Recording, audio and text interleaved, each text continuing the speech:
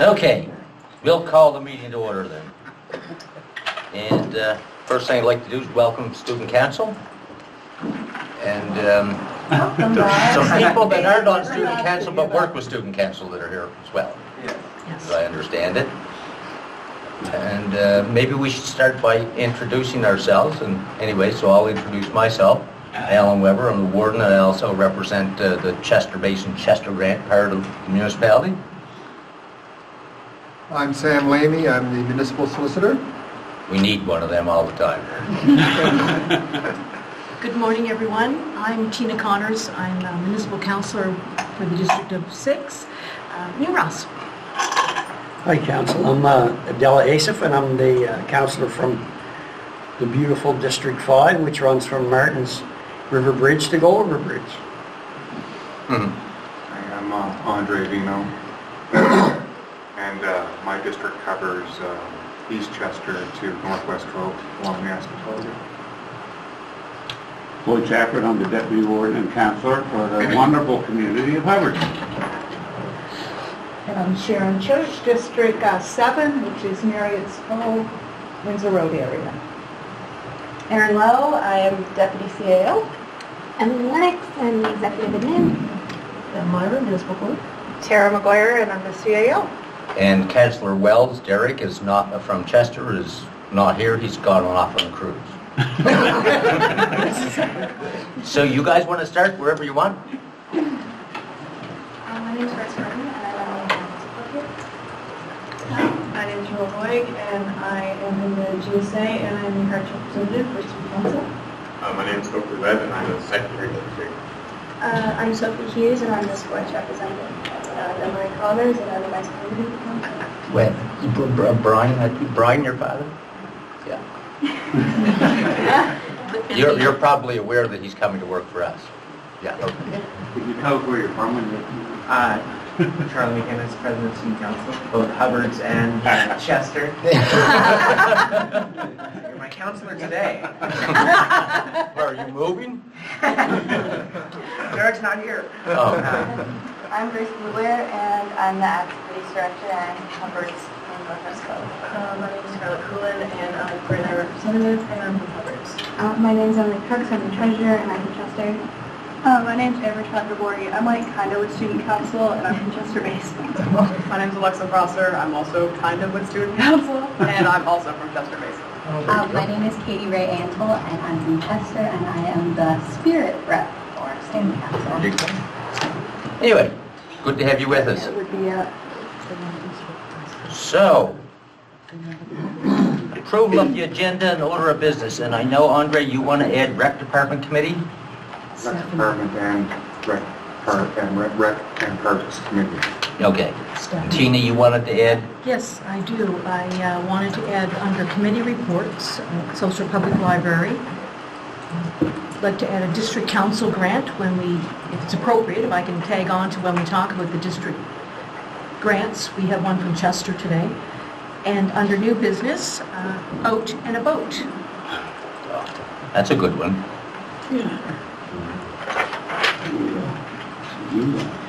Anyone else? Okay, so I have just on the in-camera side, 12.1 municipal acquisition, sale, lease, security, municipal property. That is not, we aren't able to deal with that today, but we are adding personnel and contract negotiations. Anybody else have any changes? Somebody prepared to move we adopt the agenda as amended? I so move. Second. Discussion? All those in favor? Opposed? Motion is carried. Okay, get rid of some of these things. I got all these lips. Okay, public input, and I understand that there is some public input. Yeah, come on up.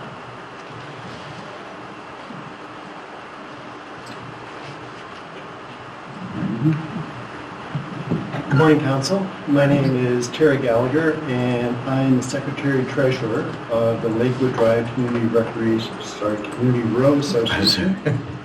And I'm here this morning to speak in favor of 11.5, which is the collecting of the road funds through the bylaw 72. So I can speak at great length about the community process we had to arrive at today. It's taken us 2 years.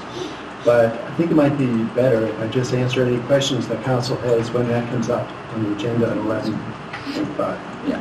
But I'll just leave you with one thought, is that thank you very much for this bylaw.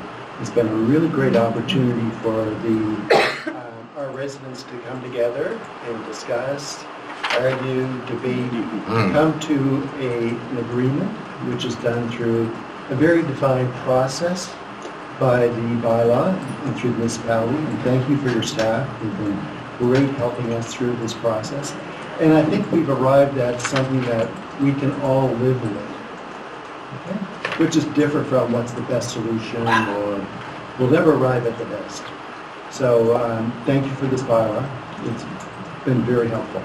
And so I'm prepared. I'll stay around to 11.5 and answer any questions.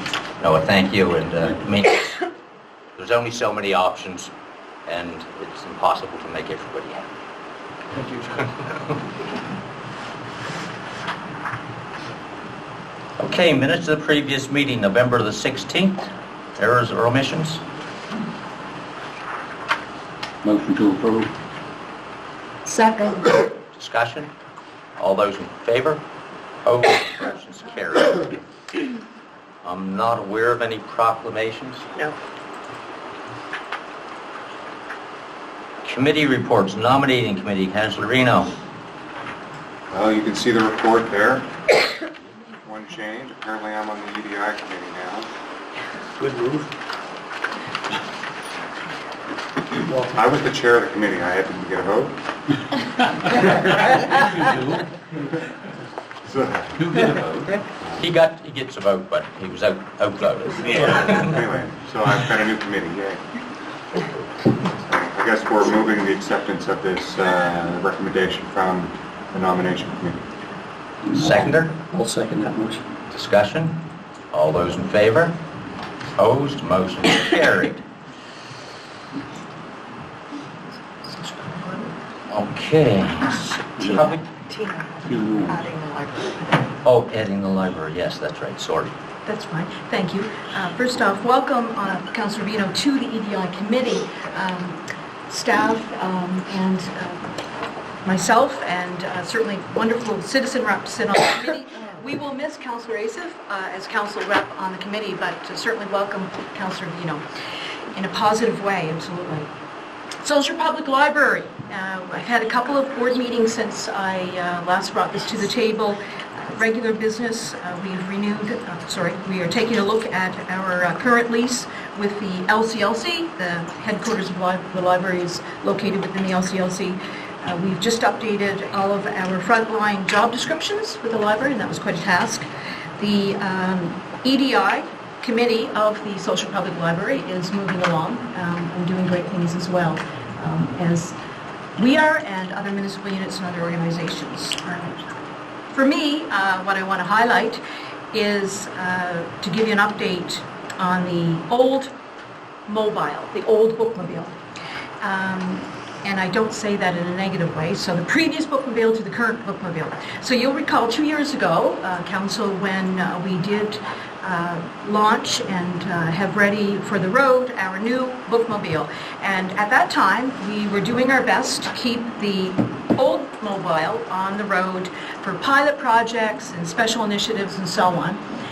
The time has come after 2 years that she needs to retire, the bookmobile, the previous bookmobile needs to retire.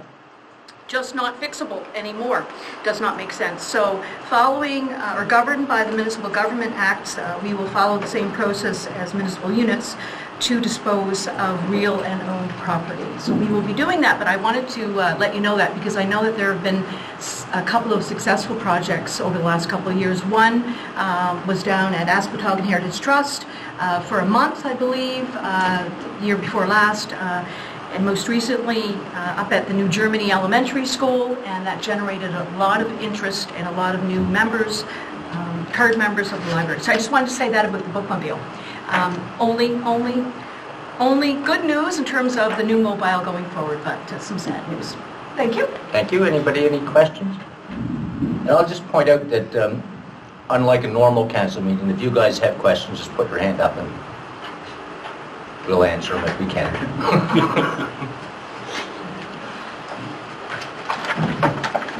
Okay. 7.1, Grace Breton, Charlie McGinnis, Safe Grad donation request. Shall we sit down? I think that'll be Yeah. more fun if you do. Yes. I guess I'll sit down there.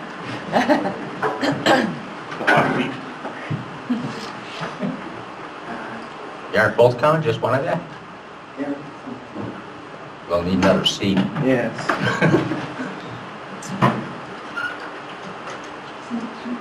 Jeez, this is brutal. It's always this stressful. No. Where are the highlights? Exactly.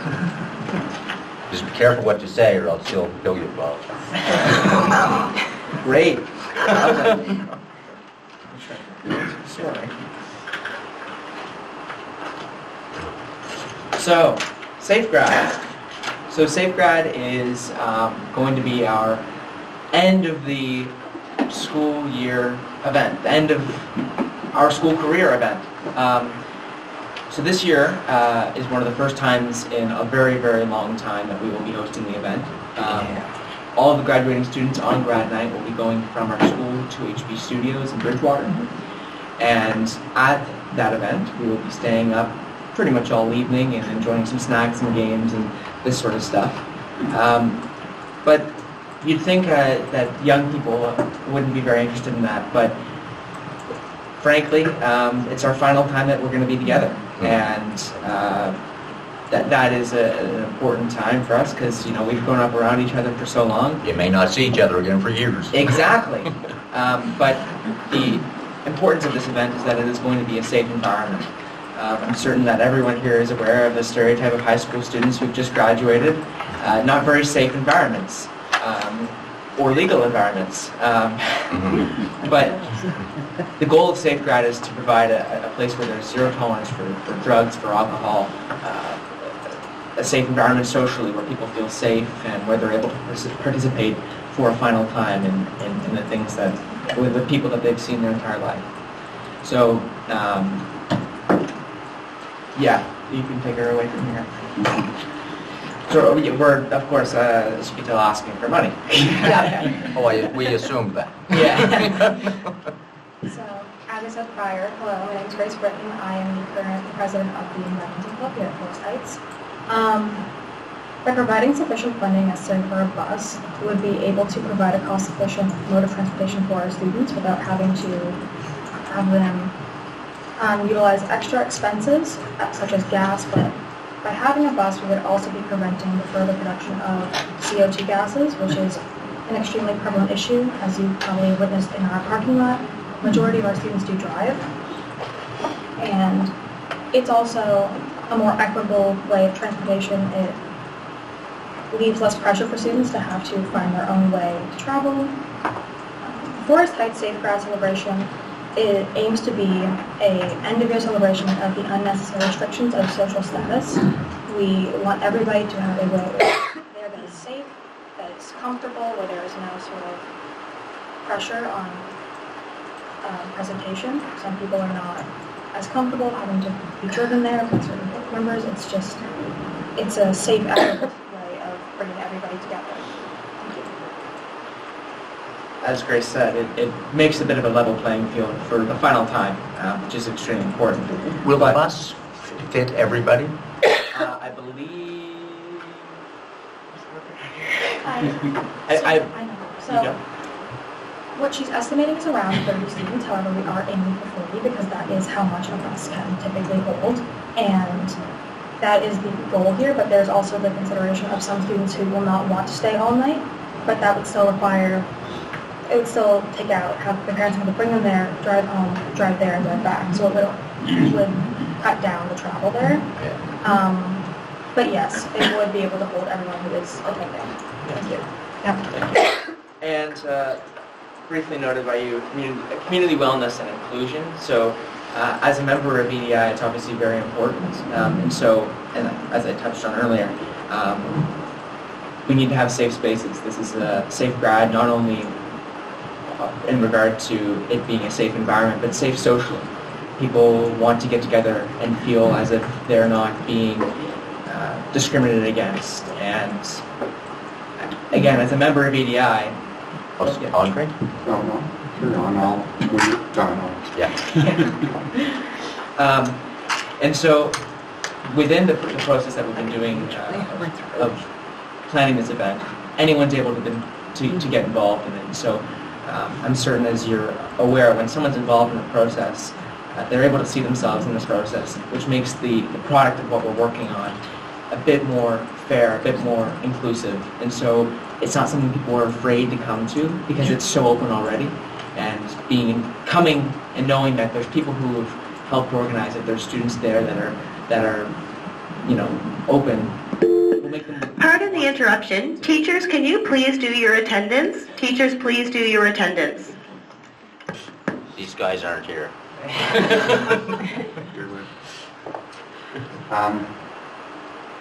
What led you to HB Studios? Like in the past, was this? I thought it was held here, maybe. I'm not sure. I think that the reason why we're going for HB Studios is just because there's so much resources there. It's big. There's games. There's stuff. That's right. Yeah. I think it's just because there's should be fun. Other stuff to do there. You've held it at like the yacht club and places like that. I'm fairly certain. This is the first time they've done it in a very, very long time. Whatever. Yeah, very long time.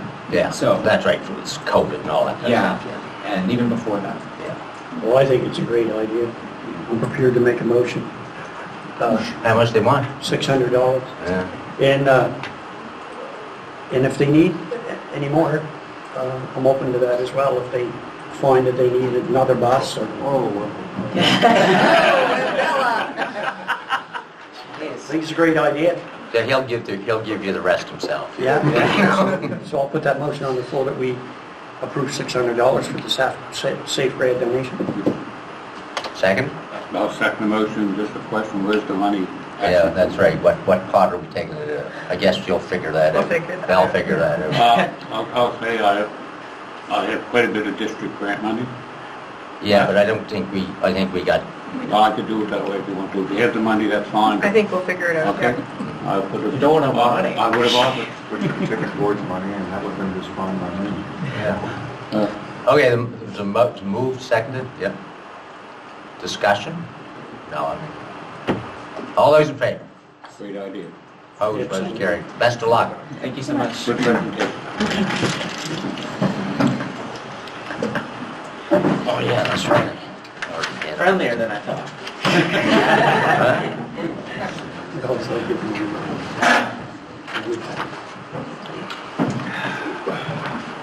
Morning, Council. Nina, are you here for money? I'm not asking for money.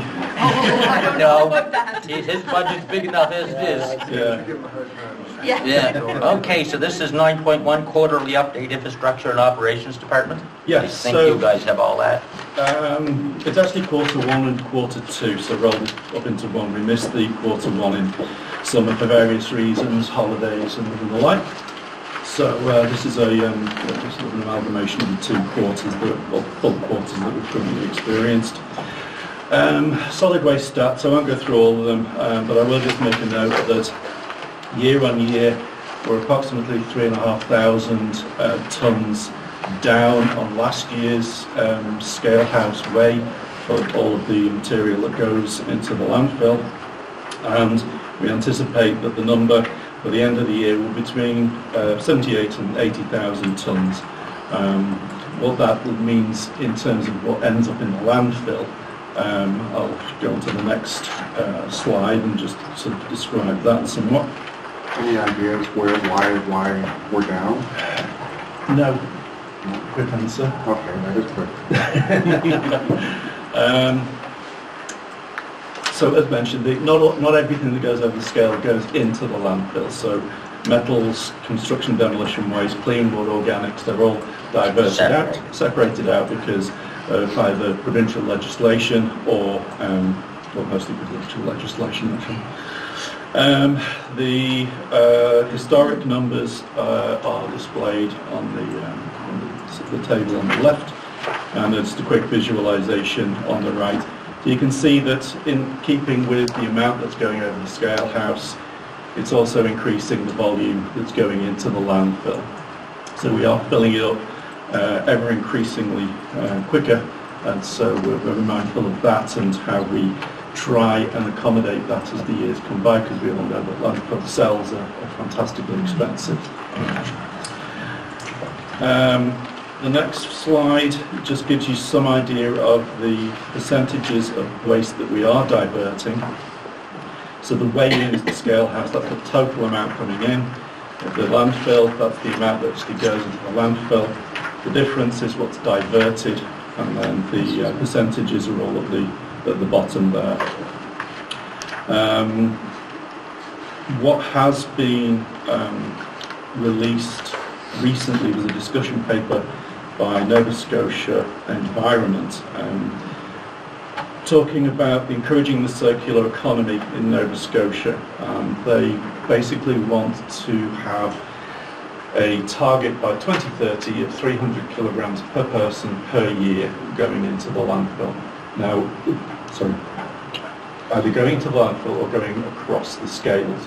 We don't know what number that is, and those two numbers will be different. So we're trying to establish which metric they actually will be looking at.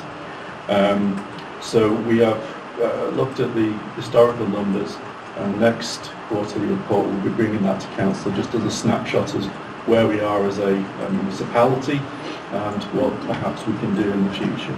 Did you say 300? 300 what? I thought it was 600. No. Did they change it? Must have been changed. It was only a very recent discussion paper, but it was released about a month ago. Okay, because they've had a target for a long time, which no single unit has ever achieved. Yeah. We were pretty close compared with most units. Yes. You know, I recall that the previous targets had to do with what was being landfill, not what crossed the scale. Unlikely is, but I just want clarification. Yeah, but unfortunately that sort of targeting, like, you know, as politicians, sometimes you set targets so that you can stand up in front of the media and say, you know, we've achieved some sort of number, but it ends up, you know, banning materials like, for example, glass from a landfill, which are inert and actually pose no threat to the environment. Yeah. But they're banned because they're heavy. Yes. So, you know, some of that type of activity, you know, we go through a lot of work in, say, in the case of glass to sort it, and then you have to dispose of it. There's no real practical use for it. It goes to a facility, gets crushed down to sand, basically, and it's a lot of expense in carting it around, greenhouse gas production, all that stuff, all because it's heavy. Yeah. But it's not a hazard. No. So, just my commentary that some of these targets set by the province are actually pretty stupid, actually. Yeah. And they don't do anything to further humankind's march towards, you know, some sort of net zero, you know, emissions. Yeah, and unfortunately the diversion part of any waste collection facility is the expensive part. In terms of man hours and machinery, it's time consuming and laborious. I don't know the percentages, but I'm sure the diversion portion of our operation probably can, I would guess it would comprise probably 70% of the cost. Likely, yeah. Yeah, it's I don't like it. It's bad policy, but it's for optics. You know, it's like you know, we ban shopping bags. You know, at the grocery store, every single thing you put in a cart is wrapped in plastic, but you can't put it in a plastic bag and take it home because it makes good optics. Unfortunately, and shopping bags were never the problem. But you know, it's something that politicians can stand in front of the camera and make some sort of presentation. That was interesting. I didn't know about the glass thing. I always wondered what they did with it, so they don't bury it, obviously. No, it's a banned substance, but you know, glass it's silica. It's inert completely. So it'd be like banning a rock. So what was the thinking behind that? Was it? Because it's heavy. It's just because it's heavy. Well, yeah, I mean, you can recycle glass, but it's not practically, it doesn't make any sense. It's so expensive, so in like Greenwood, for example, where like there's a C&D facility, there's piles, huge piles of ground up glass that, they're trying to find uses for because it's just accumulating. So all that trucking, all that sorting, all that trucking, and then they put it through a crusher and they grind it up and they put it in a big pile, and then they try to dream up something to do with it, and it really wasn't a problem. But that's what bad policy does. It drives inefficiency, and it brings people no closer to the actual goal of being sustainable. But it makes good press with people that don't think deeply. Okay, continue on. Okay, thank you. Sorry. No, it's all right. I was enjoying it. So building the structures back to solid waste. So Cell 3B was delayed largely for weather reasons, but it is now fully opened and operational, which we're very pleased about because Cell 3A was getting rather full. So we're glad to have that operational. And last month the leachate treatment plant phase 2 for construction was brought to council, if you recall, and approved. So we're looking to have that construction underway as soon as in the new year. On the administration side, the draft operations and maintenance manual for next year is complete and currently under review. So it's essentially a guidebook as to what a landfill does and doesn't do, health and safety. Just a roadmap of how to operate a landfill. It sort of illustrates trends, past historical numbers, and also the permits and all the drawings associated with the landfill. So that's going to become in readiness. The previous one, or the last one, was done in 2015. So it's well overdue an update, but I'm pleased to say that we're well underway with that. Moving on to a new department that has come under my remit, and that is the asset management and sustainability. I'm glad to say the department is sat behind me. So the program's currently underway. The water supply lending program currently has 26 loans have been issued since 2018-2019. The Clean Energy Financing Program has 3 active files for residential dwelling energy retrofits, and the Community Solar Program, which was brought to Council last week as a sort of a decision, I should say. The consultants will be coming in, I believe, next week. That's an interesting project, which again will be located at at Kaiser Meadows, so which fits in very nicely with the industrial park there and its goals.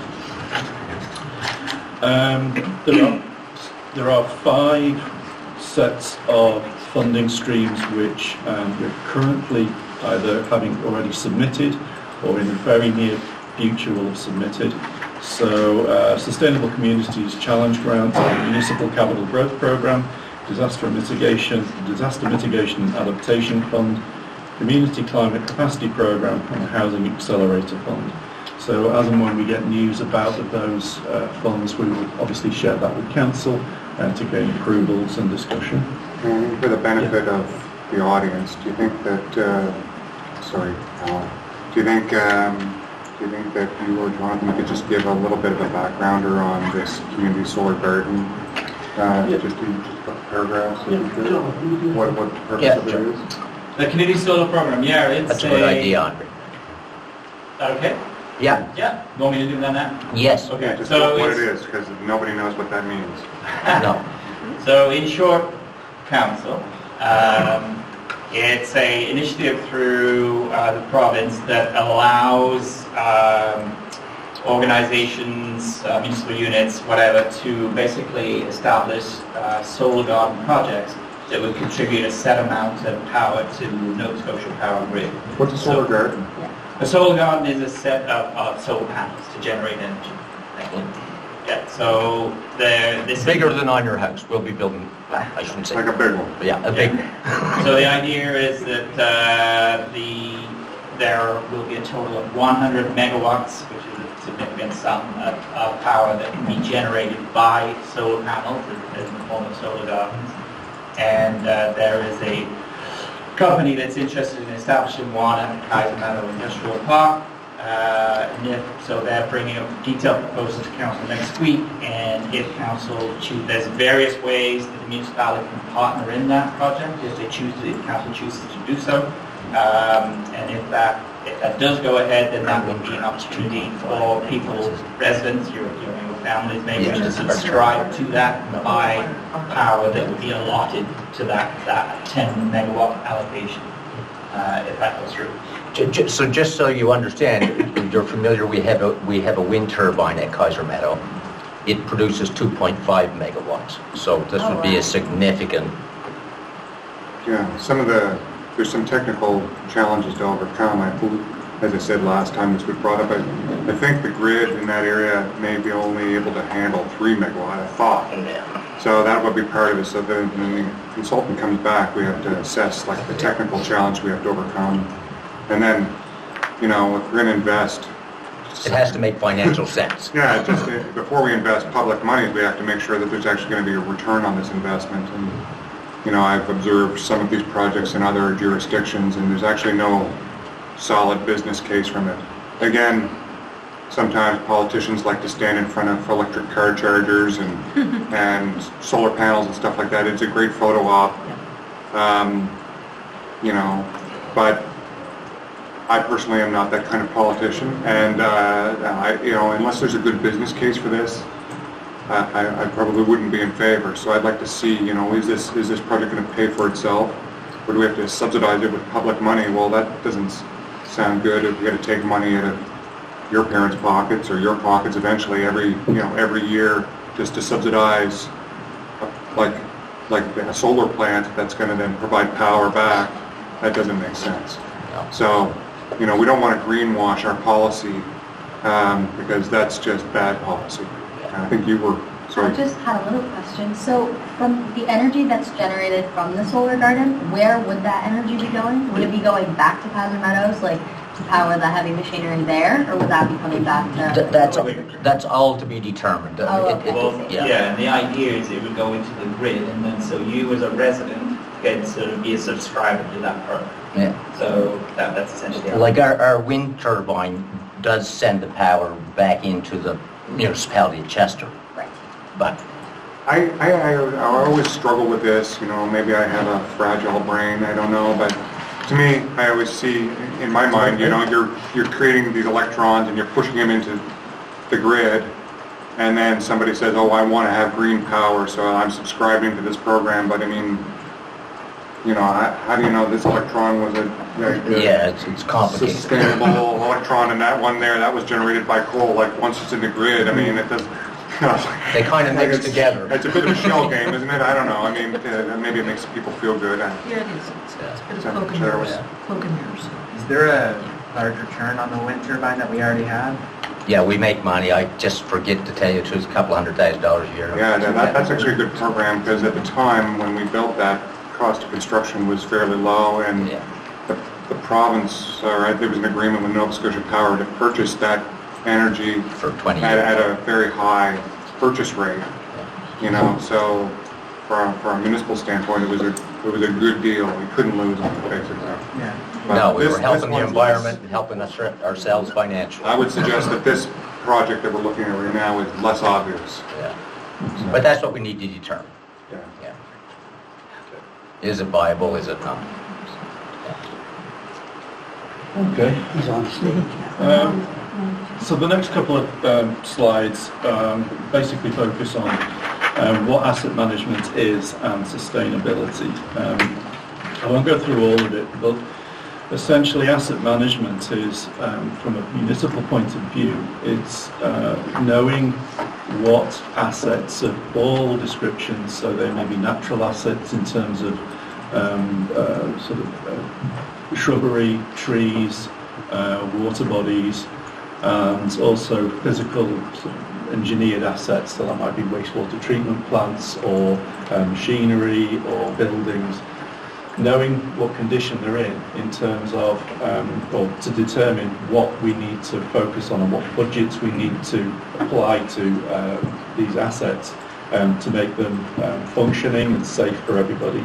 And the sustainability piece essentially makes sure, or the idea is each one of our actions is a purposeful measure, and that it can be replicated without really sort of affecting the environment.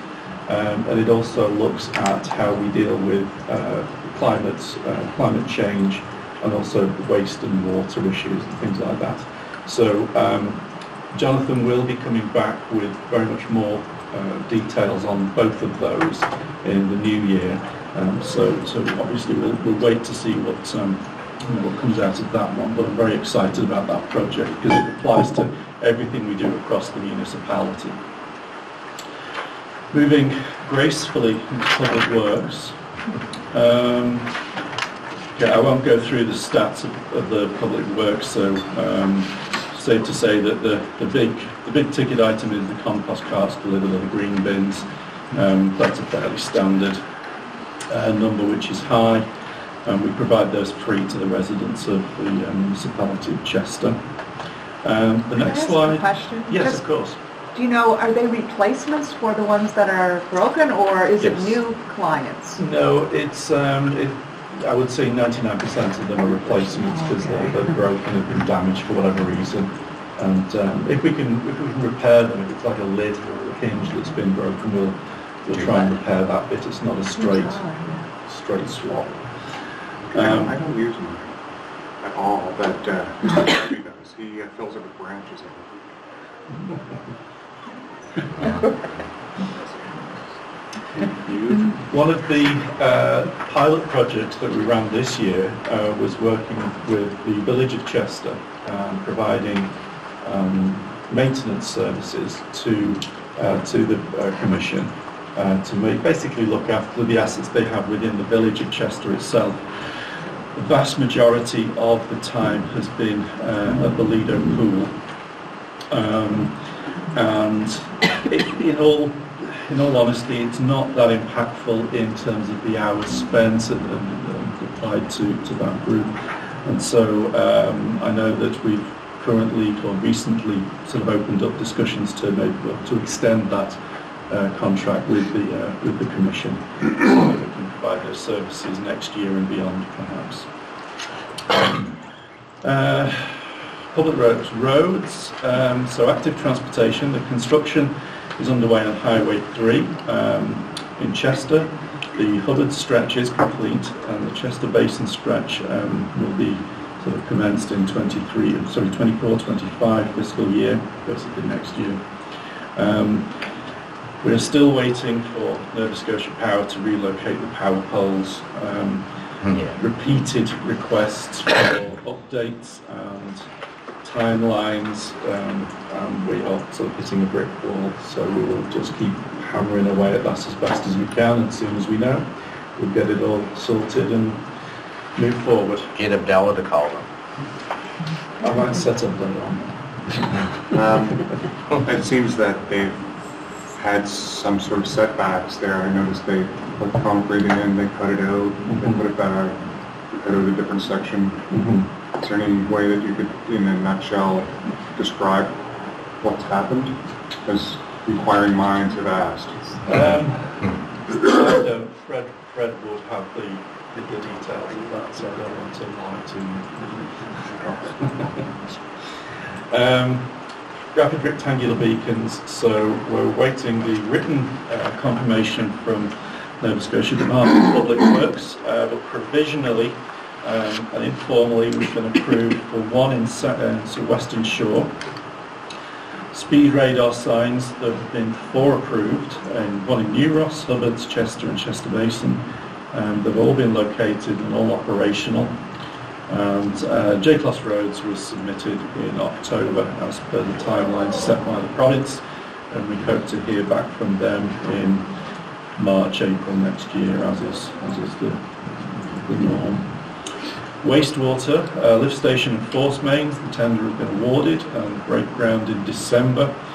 So that's the Chester Hills phase 1, and we are anticipating a completion in spring 24, but obviously we are governed by the weather on that and how early spring hits and all the rest of it. So that's the idea at the moment. Chester Wastewater Treatment Plant, the design of a new plant is underway. The anticipated construction of that is 24 to 26, with it being such a, it is a large project, but it's hugely beneficial for many residents. Otter Point Wastewater Treatment Plant, so that came back last week and the recommendation was to reject the costs because they were prohibitively expensive. And we are working to bring all of that in-house and manage it so that we can reduce the cost to something that's more akin to the budget that was discussed prior. Yep. Milco Fire Protection consultant is reworking the prices to decommission the system, and that will be pending council's approval once we get that information from the consultant. Just a question on that. Yeah, sorry. Have we met with the different operators down there and had a meeting with all of them? They were all in the room together. We've done that? Oh, all in a room together, I don't think, but I know Well, I Fred has met with requested them. that about a year ago, that all the players, and I made that request at the council meeting, Yeah. schools and the operators, anyone who owns the property down there, and moving forward, that before that comes to council and make a decision, that we have a We get them all together. Have their knowledge and input into it, so I'm hoping that we do make that happen before that decision comes to council. Yeah. Sure, we'll certainly do that for you. Yeah. So wastewater study, the workshop was undertaken in October, which council was kind enough to participate in. We're awaiting funding for the Chester Basin wastewater treatment plant relocation, but if that is a successful bid, we hope to start that construction in spring, summer of next year. All right, Wild Rose is the You're getting there. work that keeps on giving. It's still going on. Poor Tammy has been trying to get contractors on site. It's not through any lack of her efforts, it's just the availability of contractors for what is essentially a small job to them, but obviously it sort of impacts our ability to provide our service. So we know it's important, we know we need to get it finished, and we absolutely will do as soon as we possibly can. In the new year, we'll be bringing an RFD, so a request for decision, that is, to council, to look at options regarding the disposal of the Harbourview Lane property, which was purchased earlier this year. So that's the site adjacent to the wastewater treatment plant, which was bought so that we may have land to expand into, and without any too much aggravation. So we're looking, basically we'll come back and say, look, these are the options, which ones we prefer, than the standard. What do you mean by disposal option? Well, I think the preference would be for demolition and removal of the building. So not disposal of the property, but The- demolition of the the building, Yeah, structure. building. Yeah, sorry, it's not, Okay. not getting rid of the property, so Clean it. No problem. clean it up, yeah. Building security, so the security specialist conducted a walkthrough and options are being discussed with staff at the moment.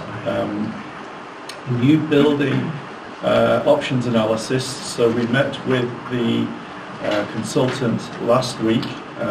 We provided them with feedback on not the recommendations but the ideas that they put forward, and they are scheduled to come to council and present next week on the 7th, so we're looking forward to seeing that.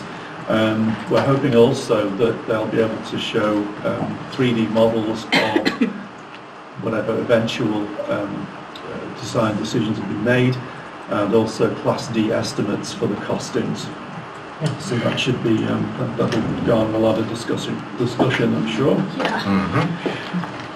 So staffing, infrastructure systems manager Larry Hood joined us from the town of Bridgewater.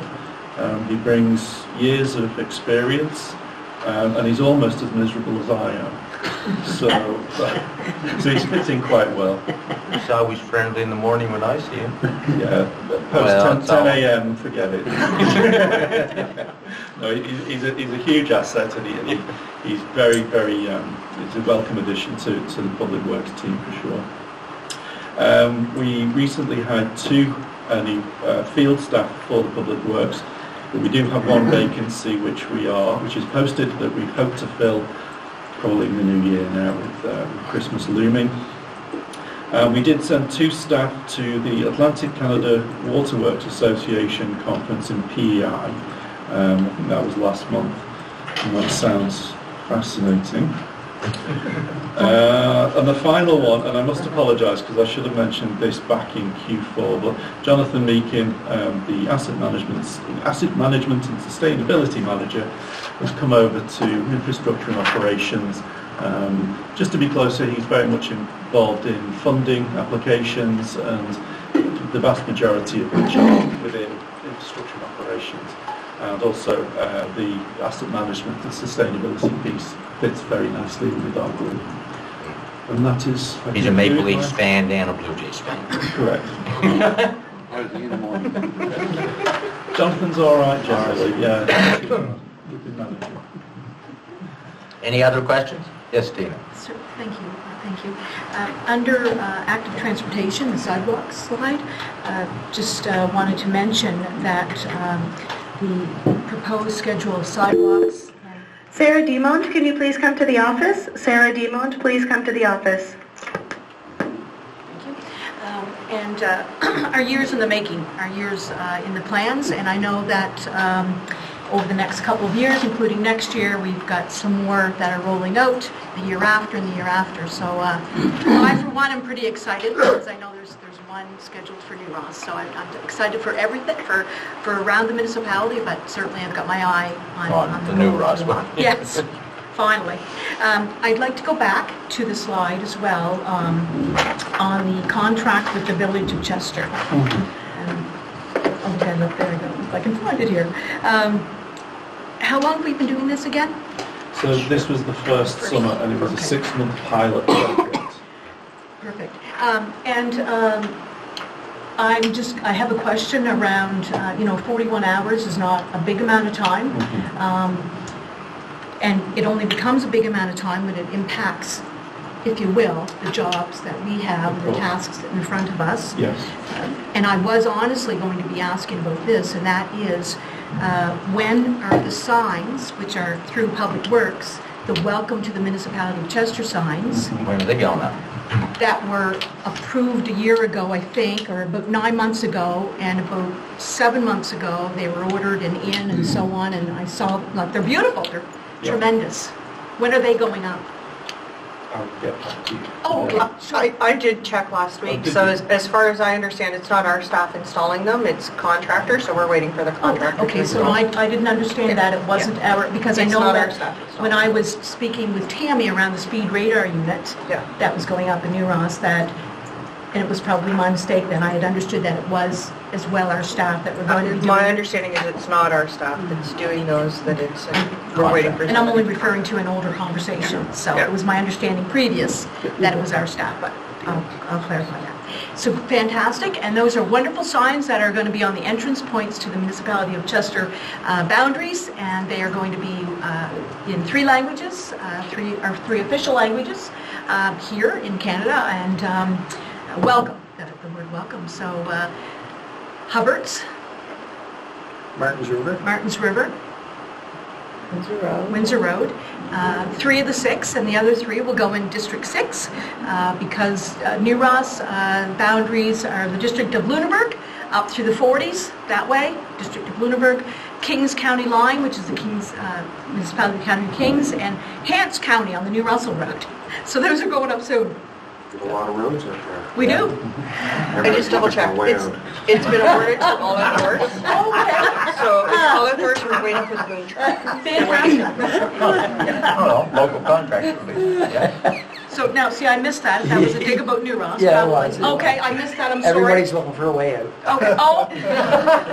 Just to be clear. Once they pass that sign, they know they're gone. It's actually, And I'm not sure if that was from Councillor Vino, because that's actually not true, because Councillor Vino is a New Ross wannabe. Yeah. Thank you very much, thank you. Just through the chair. We're almost at the end of this calendar year, and that means that we have to soon turn our minds to next year's budget. Does Public Works think that it's going to be proposing in the budget to build a Public Works garage? But it seems like, especially with, what we have, this project here that you've highlighted in Otter Point, where we brought that project in-house because it was our only way to control costs. I can see in the future we're going to have to do this more and more, and if we build more infrastructure, we're going to have to build more equipment to handle it and manage it. So part of the discussions with RBA Anderson for the options analysis for the new administrative building, they've also put together what required or what might be required for a public works building and depot for storage of materials. On that site or a different site? It will be on a different site, just because we're looking at 8 acres. Oh yeah, it's so a big, it's big a decent size, and obviously the security, and it'll also affect should it be built, and should the new building for the administration be built. Public Works will free up some of the office space from the old building and the new building. So there's, but it's that transition piece. So in answer to your question, it's likely, but we're not sure yet. It's certainly something we want. I think that it's. I personally think it's needed. I see, for the benefit of the audience right now, whenever we do maintenance on our various treatment plants, sewers, other infrastructure we have some small amount of equipment that we have spread out through various little buildings here and there.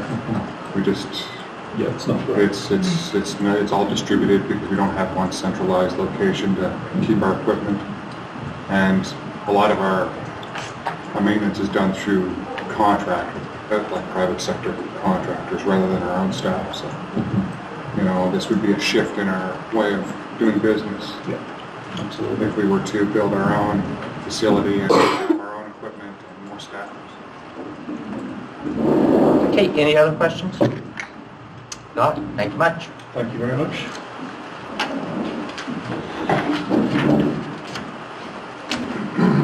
Hmm, 10.1. Municipality District Lunenburg regarding REMO budget variance update. Just have to pull the item up. Very much so.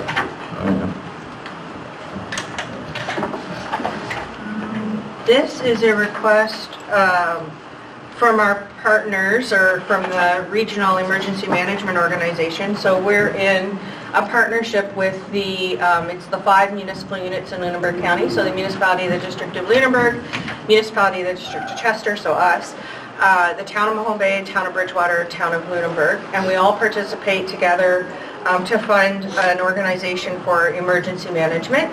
And so this is a request from that organization for an increase to the budget for this year.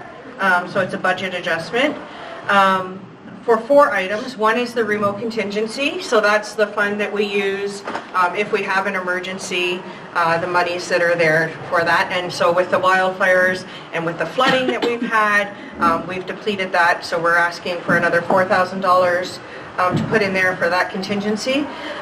We also, through those couple incidences we had, we realized pretty quickly that if a big emergency does happen, the coordination center, the Emergency Management Coordination Center, the ECC, it's pretty hard to staff that with our current contingent of staff.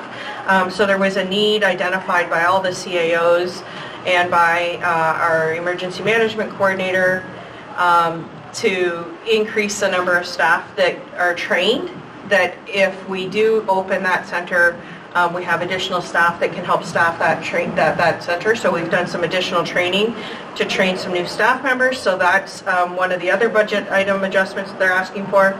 And then the employee costs are borne through the municipality, the District of Lunenburg, who hosts the position. They had a salary review and similar to what we did, and so there was some additional personnel costs in there, so this is the budget variance request to accommodate those items. So it's a total of $20,200. Our portion of that is $6,080 for this year. Yeah.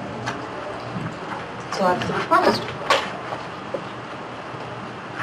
Yeah, I think it's something we'll have to do. Well, it's a result of, again, climate change and the storm, things are getting worse. rain events and the fires, and it's having an impact on everybody. It's definitely having an impact on this organization, and her workload is certainly increased a lot, and it's going to continue to do that. So I'll make a motion to approve the request. Seconder? I'll second. Discussion? All those in favor? Opposed? Motion's carried. Thank you. Okay, 10.2. John, regarding Bayswater Beach. John's not here. I did speak to him. Oh, are you? Yeah. Okay. Well, I did speak to John here a few days ago. And you can see here some correspondence. I'm sure you've read it. This matter's been before council several times. And if you've taken a walk on Bayswater Beach, especially this time of year, it doesn't really smell that good.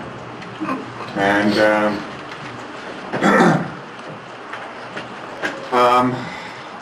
John, along with other residents in the area, have voiced concerns that the nearby fish farm may be depositing organic material on the beach. Now, there was a study that was conducted by the province, say 3 years ago, I think, or 4.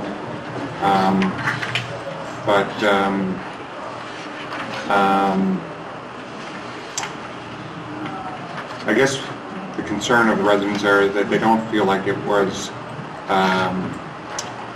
fulsome. It indicated that they felt the organic material wasn't coming from the fish farm, but at the same time, they didn't definitively say what the cause was, and they sort of suggested it might be coming from the freshwater body that's sort of behind the beach on the park side of the road, and the municipality has undertaken with Coastal Action to do some testing on that, and that hasn't yielded any results that would suggest that that material is actually coming from there. So now council is fully aware that regulation of fish farming and agriculture activities is outside of our scope.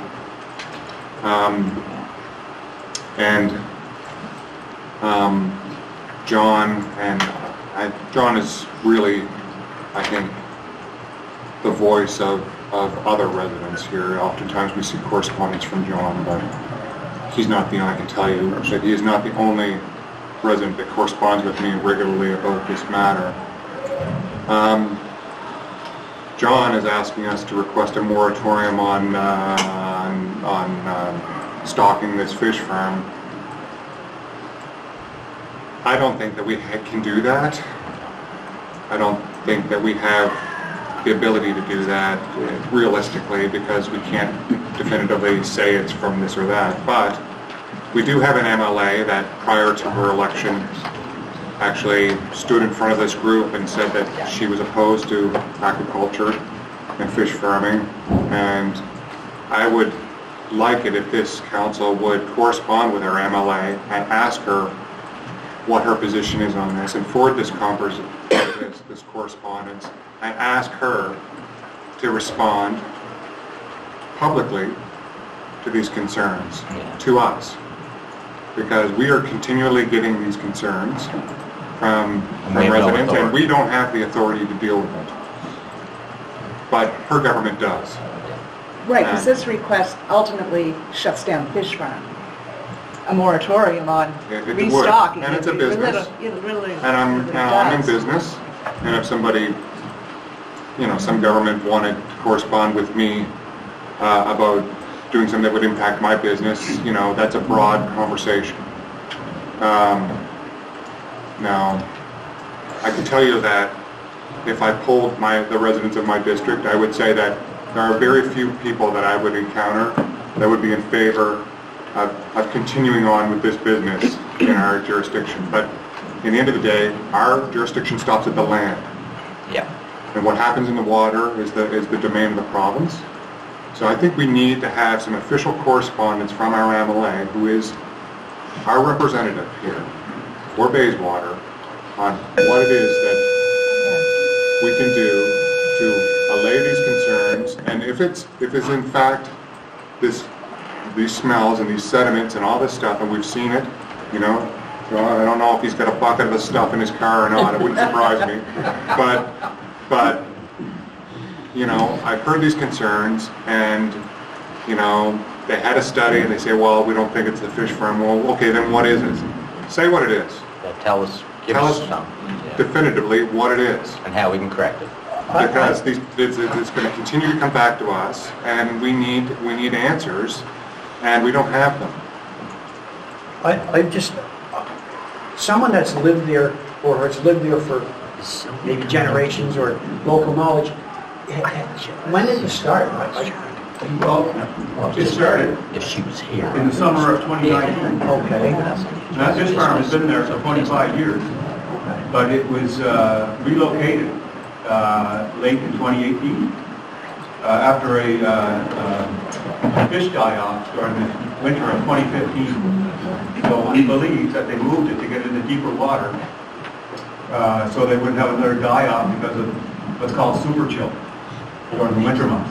When they did that, they changed the location of the farm, and it was done without any approvals. It's operating illegally right now, that farm. Two of the 6 pens are outside their legal lease. And since then, it must have changed the current that is affecting the farm or something, because the difference is stark from prior to 2018 and now. The smell, we live a 5-minute walk from the beach. We raised 3 kids there, so we probably spent more time on that beach than most people. And So you would know. the smell down there some days is just unbelievable. It really is. And in Nova Scotia, our water is very shallow. So these farms depend, usually most places in the world, it's in quite deep water. Like we're talking hundreds or even thousands of feet of water. Here, this farm is in between 40 and 60 feet of water. So it's really affected by storms. When you get big storms, the swell lifts everything off the bottom and redistributes it in a mass fashion. And we believe that's what's happening in Bayswater. So we want to correspond with the province. I have a problem supporting this without the evidence, personally. Well- I just think that if it's all coming from that fish farm, and that's what it is, the material, then it wouldn't be that hard to prove. And I think we need to, I guess it's not our role anyway, but I think before I would support any moratorium like that, I would want to see evidence. And I think that's what we should be requesting from our MLA, that they look into this problem and come back with some, that's my intent some here. solid answers to justify doing something of this nature. Yeah, I agree. And I don't think we can act. For example, it was a few weeks ago, we had some person say that we wanted to have a certain, make some sort of proclamation that a certain percentage of oceans should be protected by a certain date or whatever like that. And it's like, we're a small municipality in rural Nova Scotia. Like, we don't know if these percentages and dates make sense, Yeah. And, presumably regulation, like agricultural regulation, is predicated on science. That's should be how it works. They have the scientists, and we have the public here that fund our government. And they're saying, hey guys, our beach Is being polluted. Didn't stink before and now it stinks. And, if the answer is it's not coming from the fish, then okay, science guys. Where is it? Where's it coming from?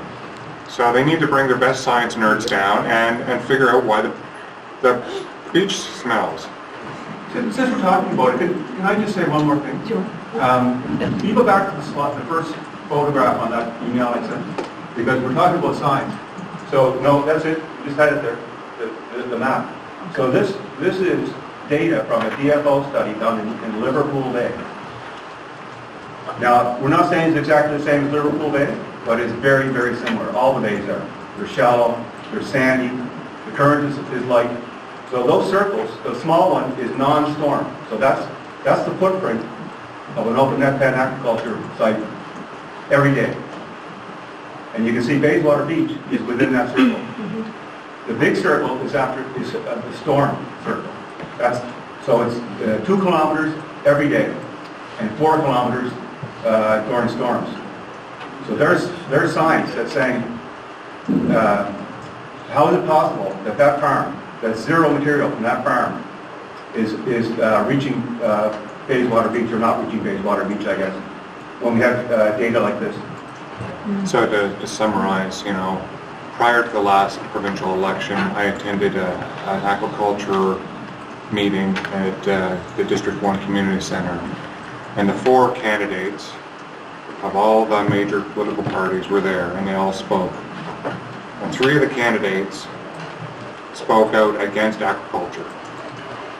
I think it was only the Liberal candidate that said, well, we've got to talk to lots of people, and that was met with all kinds of boos and hisses from the crowd.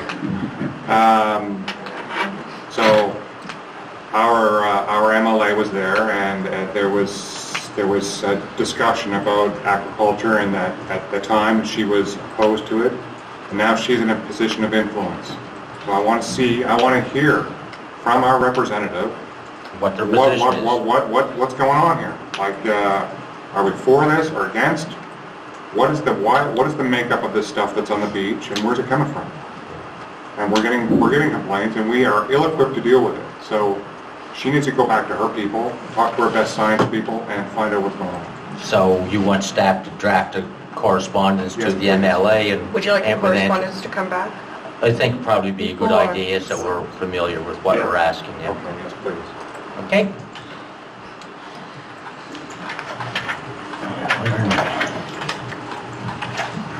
District, I think I'm on 11.1. Yep. District 3 grant, Chester Merchants. So Councillor Wells is not able to be with us today, but we had a conversation with him prior to, and he is supportive of the application that was brought forward and the amount of $500 as well.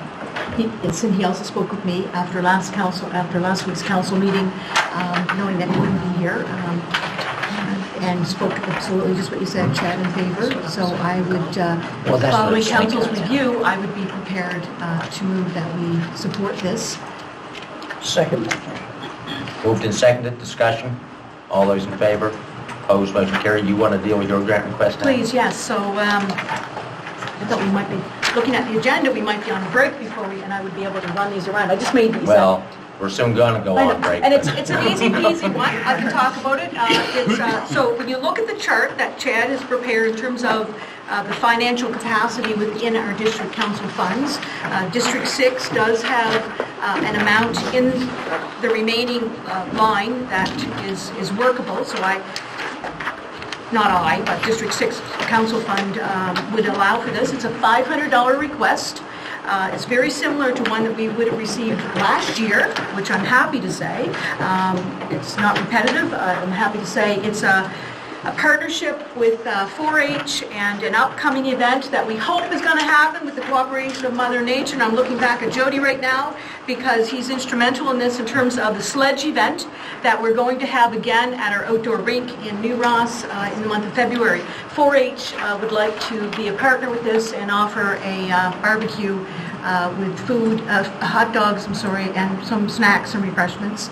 And You need some there was money a to do it. fantastic turnout last year for the first year, so we're all hoping that it's even larger this year. So $500 for Are you each. making that motion, Peter? Yes, I am. I'll second that motion. Discussion? All those in favor? Opposed? Motion's carried. Thank you, Councilor. Just before we do anything else, Terry, are you in a hurry? No. No? Okay. Then we're going to take a 15-minute break. So you can go to the washroom, get a cup of coffee, do that kind of stuff. Okay, we're going to call the meeting back to order. And we're on 11.2. Lloyd, stop signs, private roads. Yes, stop signs. A couple of months ago in my district down in the Central Settlement area, there was a fatal car accident in Central Settlement. And it was a four-wheeler, and they were coming off of a private road onto the main highway and just drove out, and the car hit the four-wheeler, and there was a death, and the other lady was in the hospital. And I drove around and looked at the road, and then the road came out, and it's a private road coming from a lake, no stop sign. And I went around further and looked at some other areas in the community, and there's a lot of our roads who have multiple homes. I think Fox Point Lake Road down in my Milk Hole, there's probably 40 or 50 homes back there, and you come out to the end of that road and there's no stop sign. And I just think, again, there was an accident there. I can't say that was the problem. I don't know that, but I think it's an accident waiting to happen. I think it's something that we should look at. Possibly, we have a lot of private roads in our municipality, in every district. I don't know what triggers a stop sign, but I really think it's something we should look at. We have kids coming out those roads. We have fire departments, ambulances. We have all kinds of delivery people coming into those roads who don't know the roads. I just think it's something we need to look at for the safety of our communities. That's why I just threw it up for discussion. Did we bring that? No, we didn't bring that up when we met with the Department of Transportation, did we? I actually, no, I did speak at our police advisory privately to the police officer about it, and he thought it was an excellent idea himself. I mean, I don't know how enforceable, but to me, just knowing there's a sign there when you drive into that road would give me versus having zero there, someone coming out too fast. I think it's an accident waiting to happen, and I think we need to at least look at the possibility of doing something. Yeah, I just think we'll probably need to talk to transportation, because most of those roads where you'd actually want the stop sign would be in the highway right away. Because it would be very close to it. It could be. I guess there's two ways of looking at it. You could put a legal sign up, but there's no jurisdiction, my understanding, for signs. So you could have one 40 feet back, at least it would tell someone to come to the end of a road and stop. Well, you can do that easy. Well, I just think we need to do something, because we're just leaving it up in the air, and there's a It's lot worth of exploring, absolutely. Well, there's a lot of them that they're not just roads, they're subdivisions, and there's no jurisdiction for signage, and I think we need to do hundreds, if not thousands, of private roads. Yeah, Andre first. So, Department of Transportation, I think, would, my guess is that they would have not that much to add on the matter, because really, they don't have any authority over the private roads. To them, it's the same as a driveway. But we, when we're doing development control, we oftentimes will predicate that on a private road. So, for example, within the municipality, we're able to develop 6 lots off of a private road without any design. So you can bring just a driveway in, you can go up to 6 lots off of that with a 66-foot right-of-way. And then above that, then we have to have a design road. Some of these roads are really old, and they predate any development control, but even a development of 6 lots off of a private road that's not designed, I feel like we could add in our bylaws, our subdivision bylaws, an opportunity to include a requirement for signage. Because we have the road sign, the name. We already have a post. It would just be a matter of adding Stop sign. A stop sign, like as a reminder, but you'd only need it when you're going from, probably, when you're going from a private road to a public road. Yes. So if you're a little spur off of another private road to do a little more development, that, to me, that probably isn't a problem. It's when you're transitioning from a private road onto a public road. So, you know, if we were going to ask staff to look at anything, I think we should focus on that. That's where realistically the issue would lie. And it would be not too difficult then to enforce from our perspective when we're approving development. Yeah. It would be easy for new development, but it's how do we deal with the old existing? ones? I don't know how you deal with that. I think the old ones are really important here because some of those old ones we talk about are the ones that go to the Well, they have lakes. the worst sight. And they have, they're just everywhere. They're small, a lot of the roads, I think the one down in Milko is a 12-foot right away. And there's probably 40, 50 cottages back there. You know, actually I had a request to see if the municipality could help, and I said, no, not to my knowledge, but I think I'm going to get a request for a grant.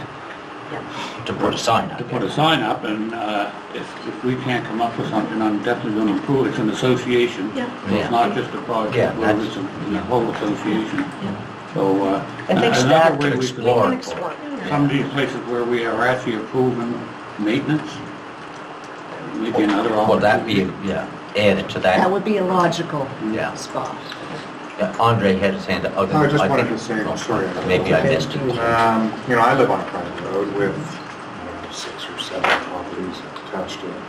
We don't have a stop sign either. I have a feeling that if you're going to retrofit these, it may have to be an initiative that we actually put money aside and our public works staff go and identify these roads and actually put them up.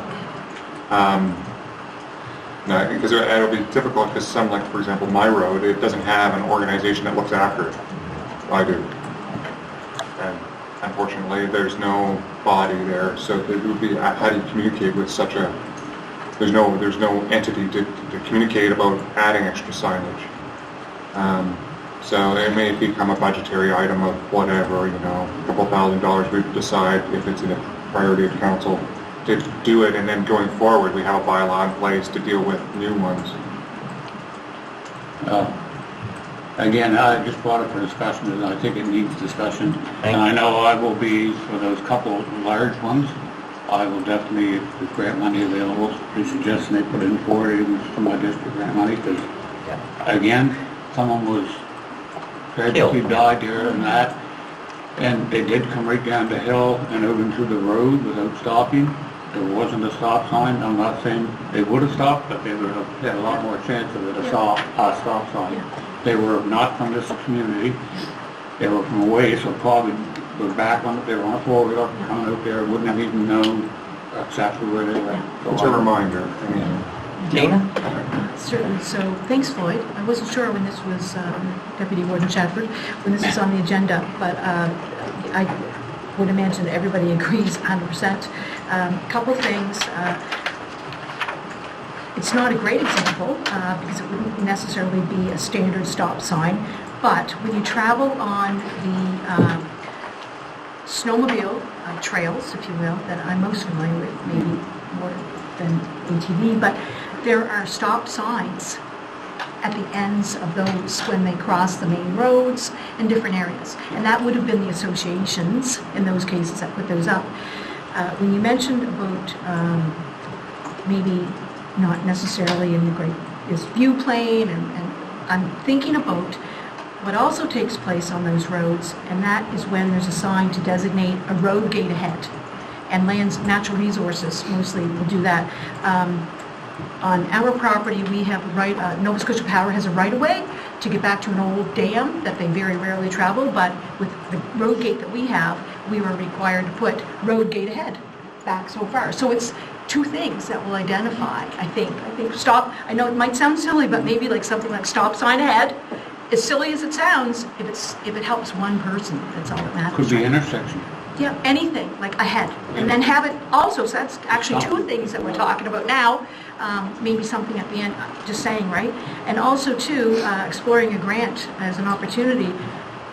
They would absolutely be eligible for application to off-highway opportunities, grants, community development, anything.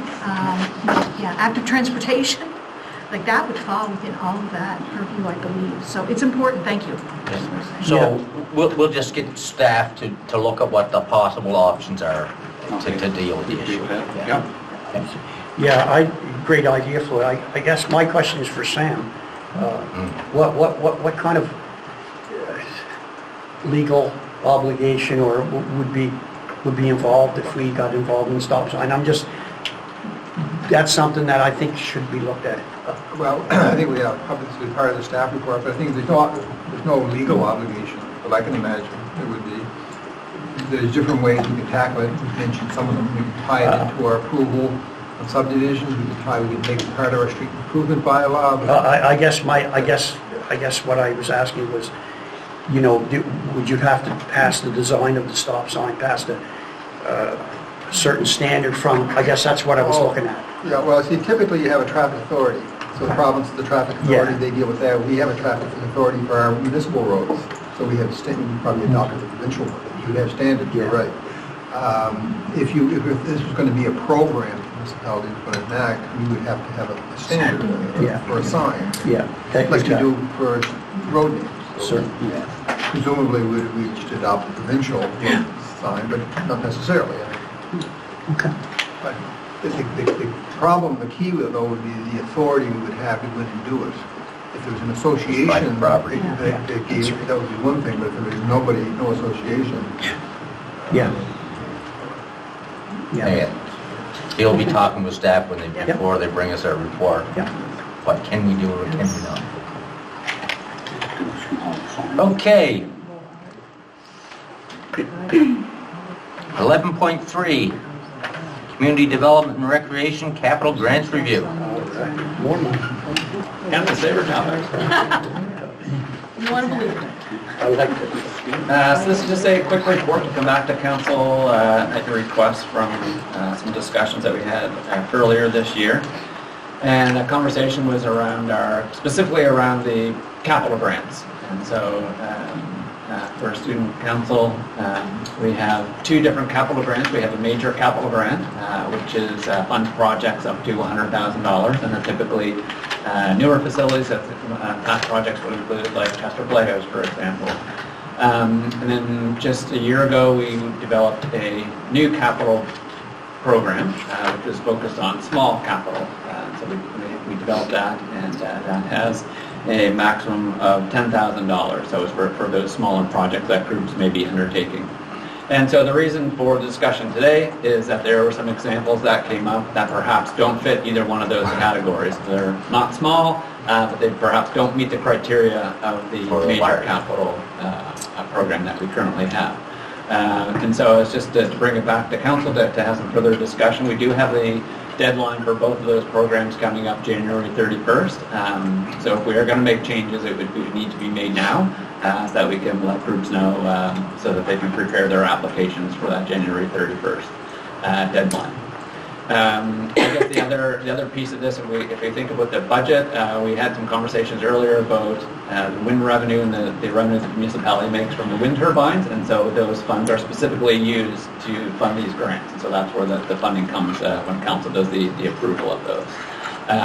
So we have a budget of $250,000 for the major capital and a budget of $25,000 for the small capital, and so for a total of $275,000, and the reason that number was selected is that fits within the amount of revenue that council makes each year, so that we're able to maintain the fund. Maintain a fund within that wind reserve.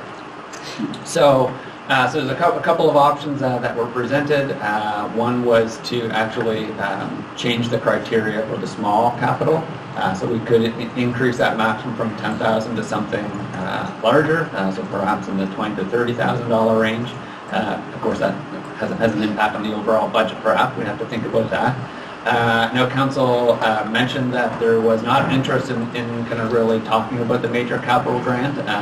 So even though you said that, I just put in the report that that would be an option, is to consider further projects. So just an example, if we have a community group that's doing a major roof to a repair, or if they're re-siding a building, or those types of projects, and those projects the budget for those can be pretty sizable.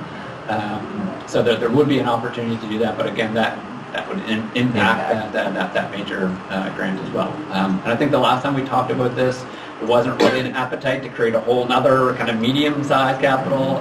So I don't think that I didn't put that in the report because that kind of wasn't really, didn't seem to be interest in that. So I guess just open up the floor for some discussion. See where just to start, what types of applications or considerations have you had from the public that don't fit either way? Yeah, so I guess the one that generated this discussion originally was a roof project. And that roof project was in the range of, I think, around $250,000 as a budget.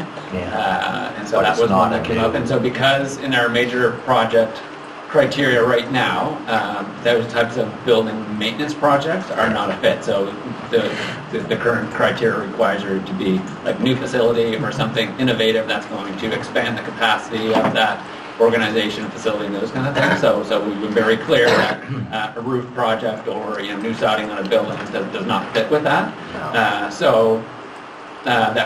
That means that they either are not eligible at all, because it really doesn't fit with the small capital, because $10,000 is pretty small in a in a $200,000 or $300,000 project budget.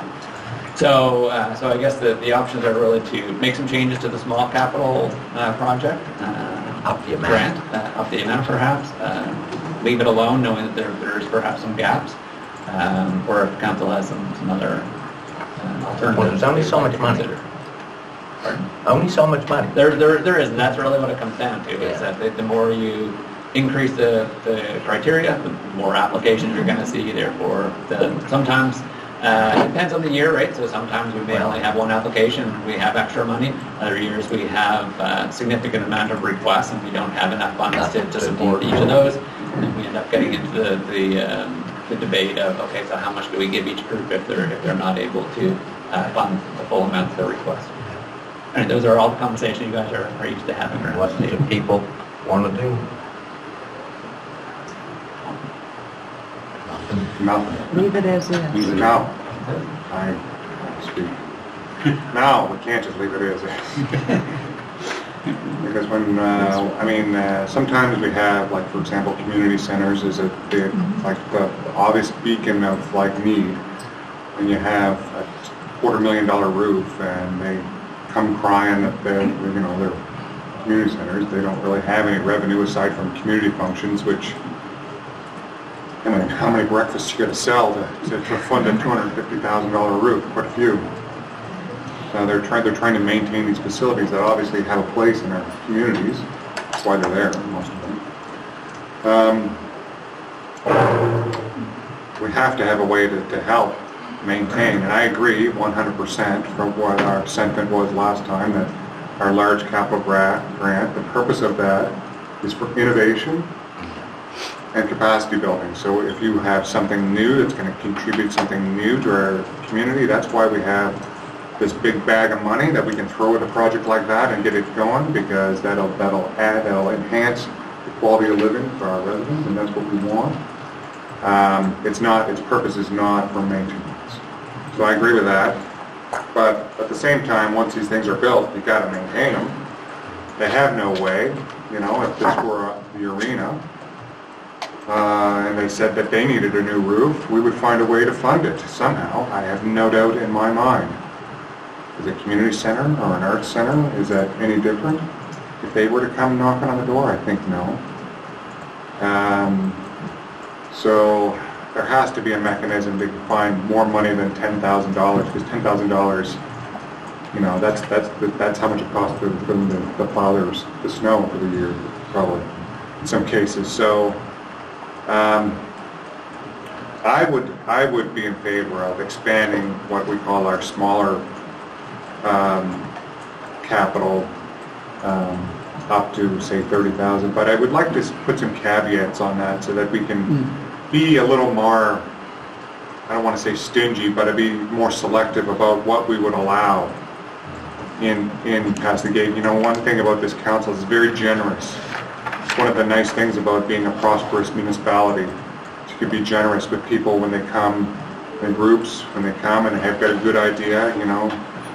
If we survey our municipal neighbors, you know, I would say we're probably the most generous by double at least with our community groups. And, you know, we as residents enjoy a good quality of life because of it. We're famous for it because our community groups have been well supported. But we don't want them to struggle to maintain their infrastructure. And so, you know, maybe within that small capital, if we were going to raise the limit, maybe we can put some criteria, some bands or something like that, so that if you want to access higher amounts of funding, you have to have certain criteria satisfied, like it's for capital, like this isn't for hot dog and marshmallow time, this is for something, you know, significant, and you got to demonstrate that this is going to have a meaningful impact on your community. So that would be my proposal, and you know, if we could have some more information about how we could structure that to make it so that we don't, every harebrained scheme, we don't end up in front of us here, and then, you know, the councillor of the area will be, of course, in favor politically. It's quite painful to say no to people that you see every day at the grocery store. But I think we know that the key infrastructure that we have that's not owned by the public, that we have to maintain in some way, and we have to provide some mechanism for support. So I'll just leave it at that for now and see where it goes. I'd be interested, Chad, in, I agree with Andreas to increase it, but I'd be interested, you know, you've been doing this a while. What do you see as the problem that we're trying to address here? Like, what are your thoughts on that? Because you do it every day. Sure. So I think in this particular case, it's our community facilities, our community halls, right? So we have a good number of them. I think we all know the impact that COVID had on those organizations in terms of raising funds, as well as, so it's not just a money piece though, as well as the volunteer capacity, right? And so during COVID, a lot of them lost some of their key volunteers, and they haven't some of the long-term volunteers haven't come back. And so a lot of those volunteers were perhaps the ones that were out writing grant applications and helping, you know, all those pieces out. So you combine that with aging facilities, and the facilities eventually are going to come up with those issues like roofs needing to be done, or you know, other of their mechanical systems failing and those types of things, and they need to be repaired or replaced. If not, then the facility would be in the situation of perhaps closing if they're not able to make those repairs. And so when we have these conversations with community groups, we always talk about funding from other sources. And so most times that's the province, and a lot of the capital funding from the province comes in at 1/3. So if there is a project that's available, you can get that 1/3 from the province, and then they look to other sources, so one being municipality and other being fundraising initiatives. So if you have a project and you get 1/3 from the province, you can get maybe 1/3 from the municipality, and they do their fundraising. They got to do the other portion. So those are the kind of things that groups are facing when they get into these situations of needing those facility repairs. So in terms of what we're talking about here, perhaps that is maybe that is one of the criteria, that it has to be a facility, because there would be other groups out there, you know, for a small capital that would be looking for other things, that maybe they don't own a facility, but they have another capital expenditure that they're interested in applying for. So if council's not interested in supporting those, and you know, that could be part of the change to the criteria. Andre? Yeah, I just had another thought here. One thing we're interested in, it really, as you said, Chad, it really does boil down to community facilities, like community centers generally, and these sorts of facilities. You know, if we rely on these facilities for public uses, oftentimes, like sometimes elections are being held there, we're using them for emergency services, you know, to do comfort stick.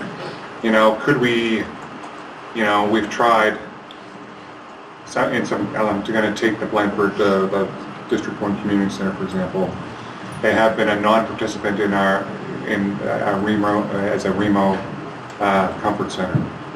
You know, maybe if we could use a carrot stick kind of thing, like you wanna join up, and it'll access you to, you know, a certain other band of potential maintenance funding that you might not otherwise have available to you, something like that. Because we use these facilities for other purposes, you know, publicly, and you know, and maybe an opportunity to coax them towards, you know, align them with our values here as a municipality. You know, if we were to say, okay, you know, you can get another $10,000 to $20,000 towards your maintenance, you know, if you also would participate as a, you know, register as a REMO facility, for example. Tina?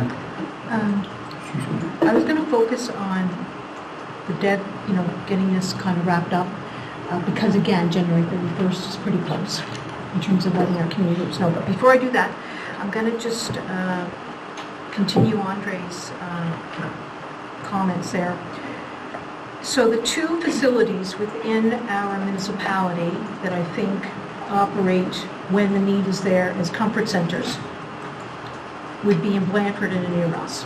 Ones, yes. That aren't registered. That aren't registered. That's right. Yes. That I believe you're that right. participate as comfort centers when the need is there in Right. those communities, but aren't registered with us.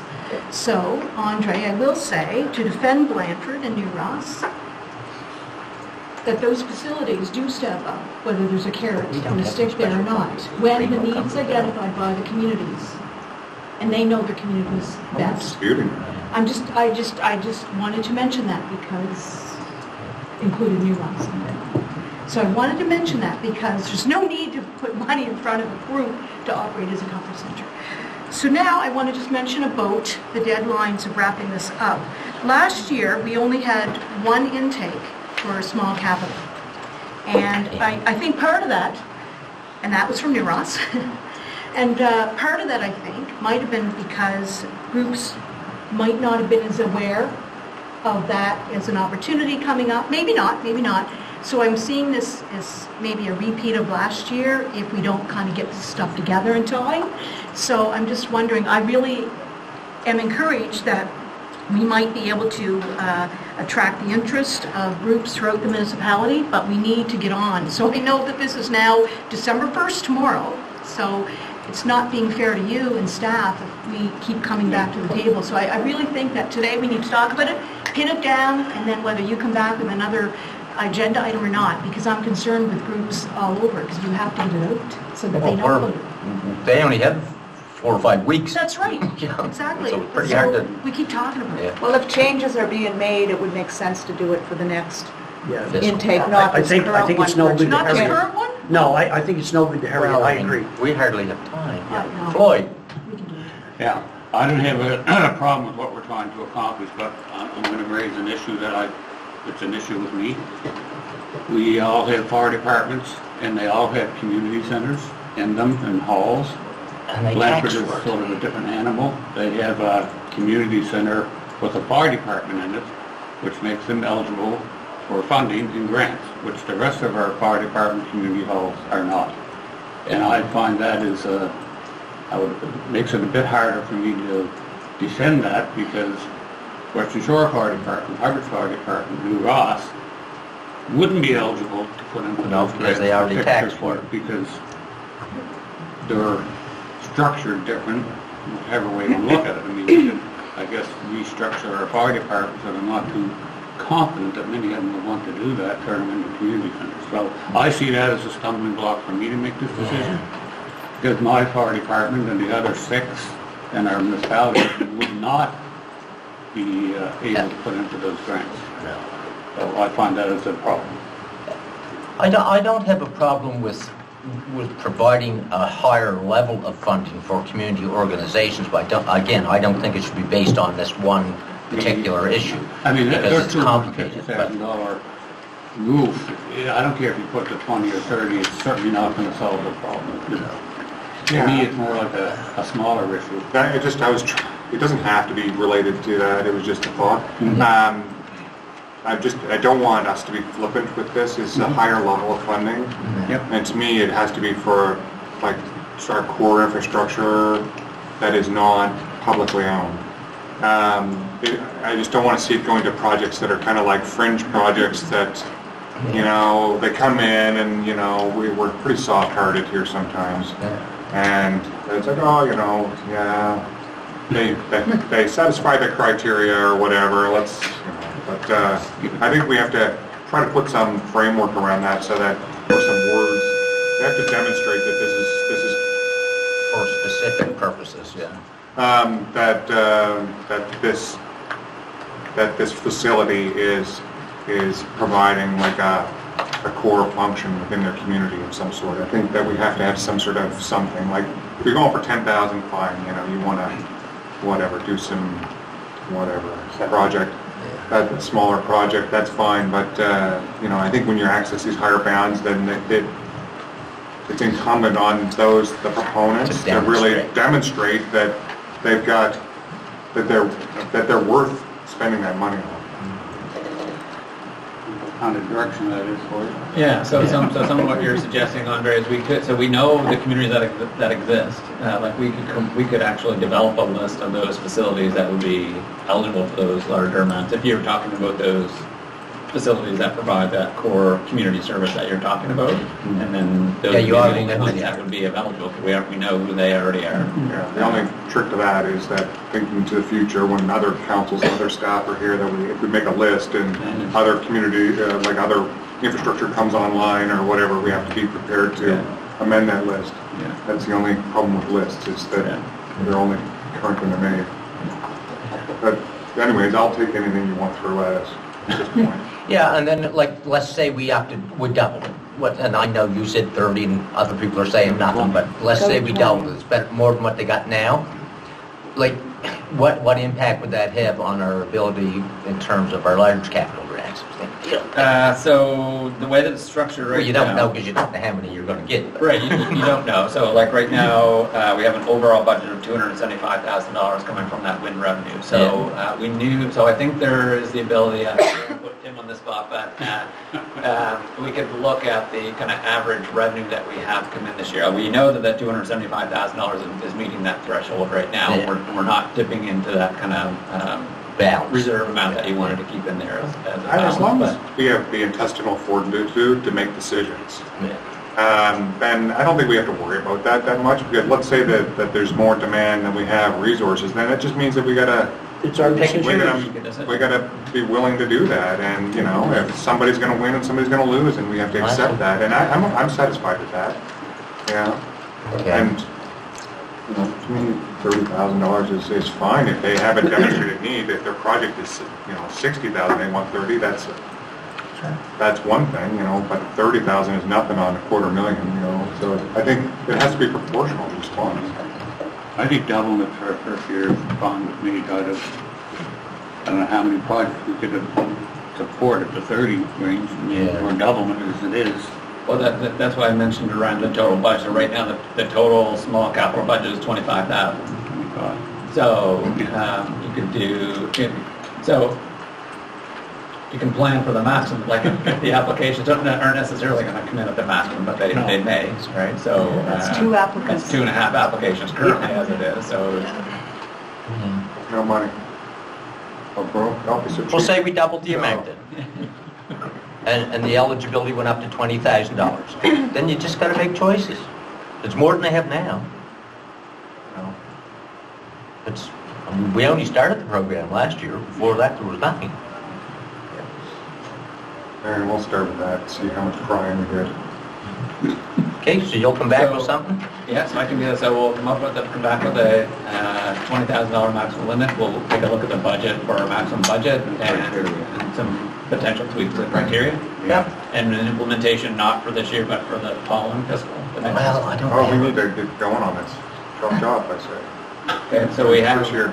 So we have one more council meeting, December 14th. So we could have something in place by then, and then we would... January, when? Doesn't give much notice for any applicants. January 31st is the deadline. Yeah. So we can try and get that. So we Well, do you can have- try it, but... We have an email distribution list, and we can... As you say, you know who's going to need it. You can try it. Make those 6 phone calls and say, by the way. Okay, Tina? Certainly, thank you. So, the comments around community facilities that provide space for community use, public use, demonstrated need, supported by the community, comma, that are not publicly owned, I am not in favor of that caveat. I'm going to give you an example. But I'm sure, based on the 7 around the table that are going to vote, I'm not going to have support, but I want to be on record. So, an example would be the New Ross Community School. And the example is the, what we'll call the old tennis courts, the public space, the basketball courts, tennis courts. And so that space, that would be publicly owned. Yep. So therefore, if we were looking at a project there, which the community school coordinator, I know that's not the proper title for Nadine, the school principal and I, a year ago, were meeting and gathering numbers, evidence-based decision-making around, for example, the multi-purpose idea. Pickleball, outdoor pickleball, because we have indoor pickleball. Things like that. So that then makes that project ineligible. So I disagree with holding that statement there by saying, because there's no money through the school board and there's no money through the province to fix that up. Jody and Chad are both here. They're connected to our community schools. I hope that they would say that, Tina, you're fibbing there, but I don't think I am. There's no money through the province, Department of Education, or through the school board to put money into community schools in terms of what might be a demonstrated need, a gap in a community around recreation, health, social, and all of the above. So I'm against keeping that in there. But again, I'm one of 7, and we'll see where that goes. What do we want to do, people? We'll see where it goes. No, I want it right now. I want to know right now what everyone here individually, and I'm going to ask everybody. And think about the municipality. Think about the municipality and think not just your own areas. Please.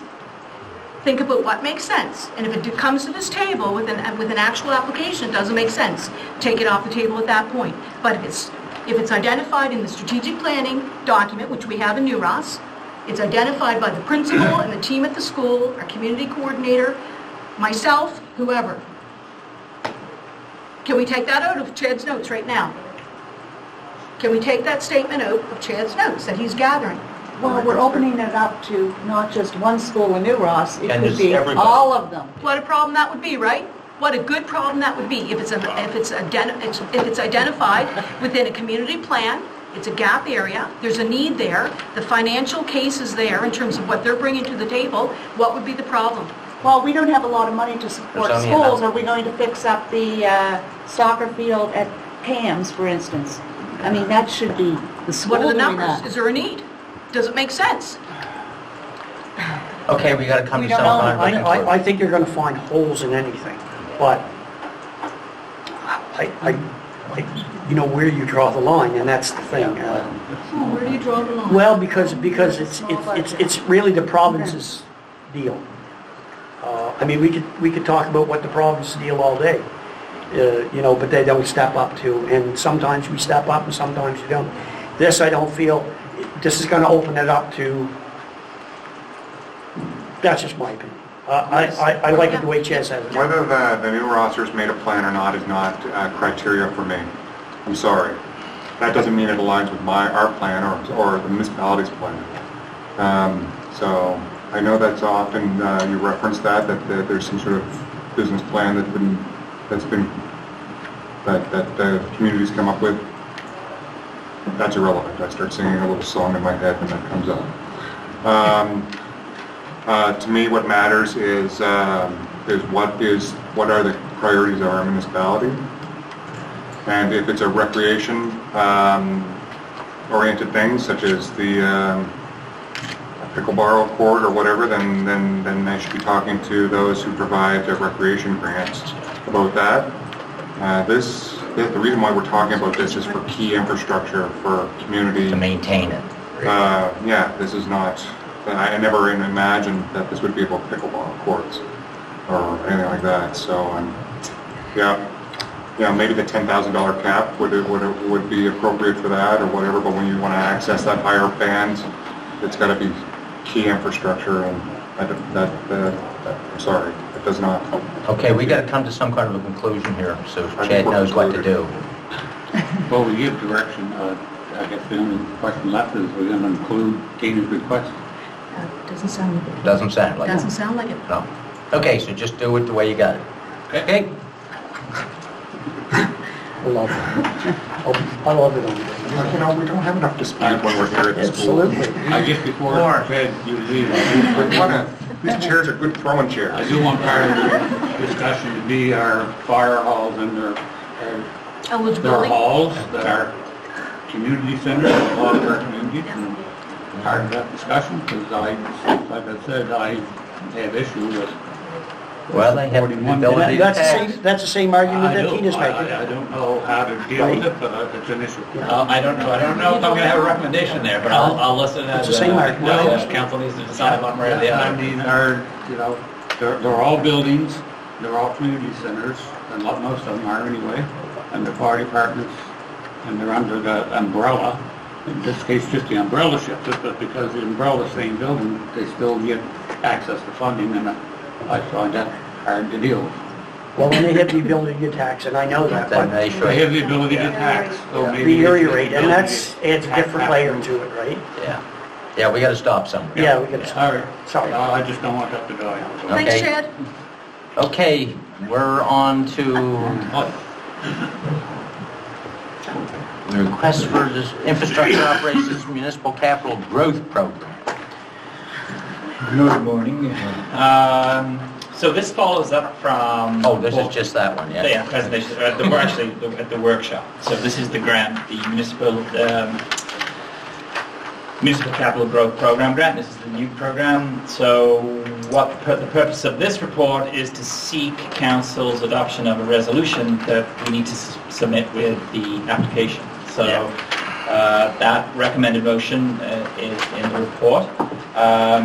Just to remind everybody, the new grant program, it's a 50%, supports 50% of eligible costs for submissions.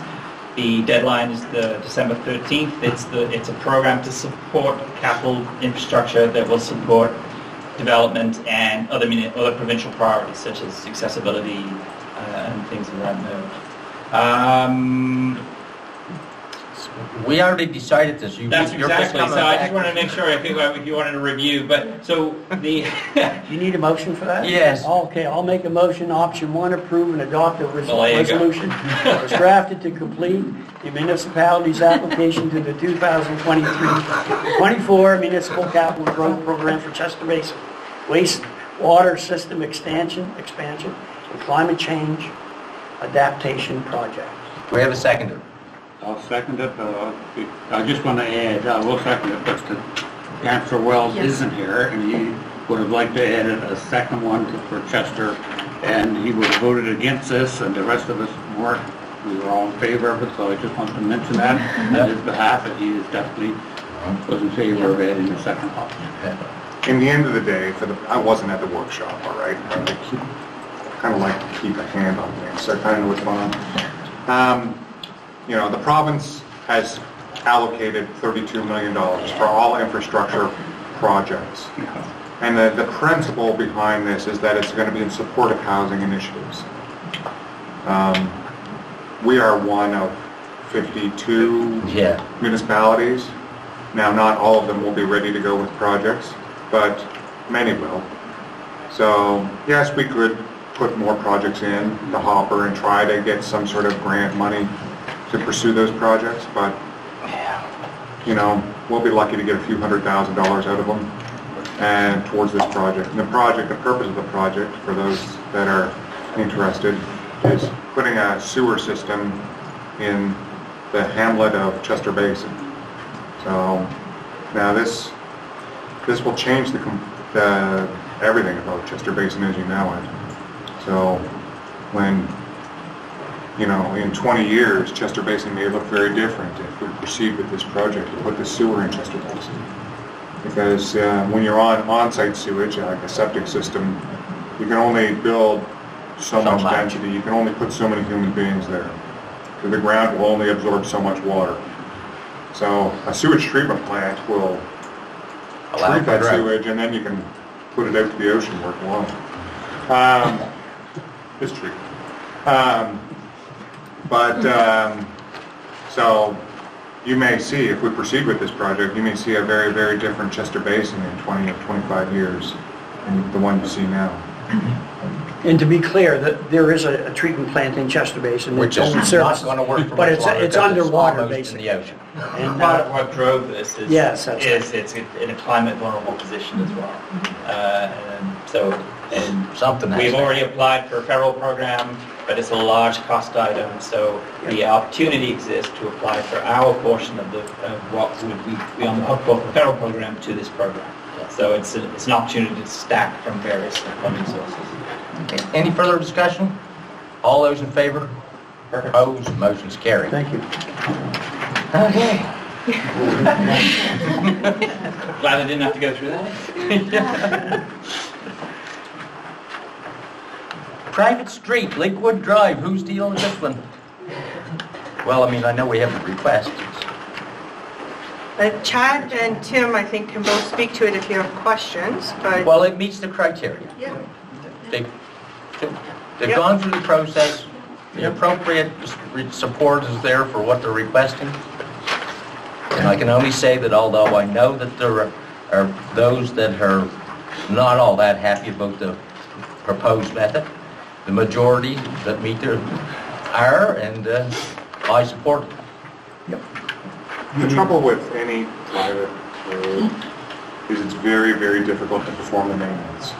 And, you know, without a mechanism in place to gather the monies to carry out the maintenance, it's really hard. It's, you know, generally speaking, people don't put a lot of value on the road as long as they can get back to their property. They don't care about the maintenance, so it's tough.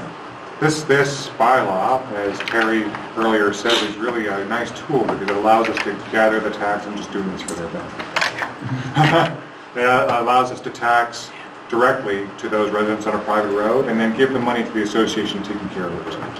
And I know everyone's familiar, but I know there's challenges like without the association, without this process in place. Some people pay, some people don't. Everyone reaps the benefits, and so this is just a way to work through that. And you know, as Terry mentioned, that there's the obvious benefits, and the process is set up to do exactly that. And the criteria have been met, the budget has been set and proposed. And this is a very, very long road with many residents. It's amazing to me that it already doesn't have some sort of formal structure in place already. That was shocking. I'll make the motion that we accept accept this proposal here to what the motion says, but option one maybe. And I'll second that motion. So we've approved the recommendation from Sylvia. Yeah, that's great. I congratulate them on getting organized. Yeah. Any further discussion? All those in favor? Opposed? Motion's carried. You can go home.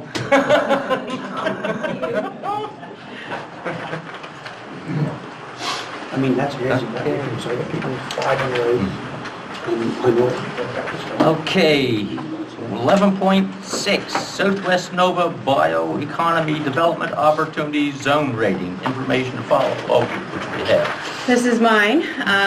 So this is an That's a lot of paper too. It is, yes, because the report is included. So this is a project that was brought forward to council a year ago. And for student council's benefit, this is being led by the Nova Scotia Innovation Hub. So this is the provincial organization responsible for supporting and promoting the bioeconomy in the province. The bioeconomy, it's the sectors of forestry, agriculture, seafood, where primary materials are harvested, so most of that goes to consumers, like fruit, for example. But during that process, and during the supply chain process as well, sometimes there's residuals or waste, and so the bioeconomy takes those products and turns them into new products, for consumers that are more sustainable and are less carbon intensive than traditional stuff. So this is an initiative, again, like I said, the Innovation Hub is leading, but they do have support from us and the town of Bridgewater, the municipality of the District of Lunenburg, and region of Queens. And the product that they're looking at is low-grade woody biomass. So it's a certification process. It's really an investment attraction tool. So what it does is it does all the legwork in terms of gathering data and rating the risk of a bioeconomy investor coming in, and it shows them how much biomass we have, the transportation, all of the risk factors that a private sector organization would look at. It's doing that work in advance in order to attract interest in our region. So the rating has been done. This is an update for council. We've received an A rating, which is a low risk in terms of any investors who want to come and invest in our region. And the next step for council's interest is promoting that. So that's the biggest part of this. This rating is in place for 2 years. The EcoStrat, which is the firm that did the rating, they have direct connection with a lot of these bioeconomy investors from around North America. So they'll be doing webinars and one-on-one promotion of our region, as well as we'll be doing some local promotion to just to let people know of the initiative that we're trying to do in terms of attracting investment to support our forest sector. So any questions? What do you need us to do? Nothing. It's just a memo, just to let you know. There's going to be a press release issued. You've got it all done. Well, the promotion will start once our new Senior Economic Development Officer starts in January. They'll be leading this project, so. There's your father's new job.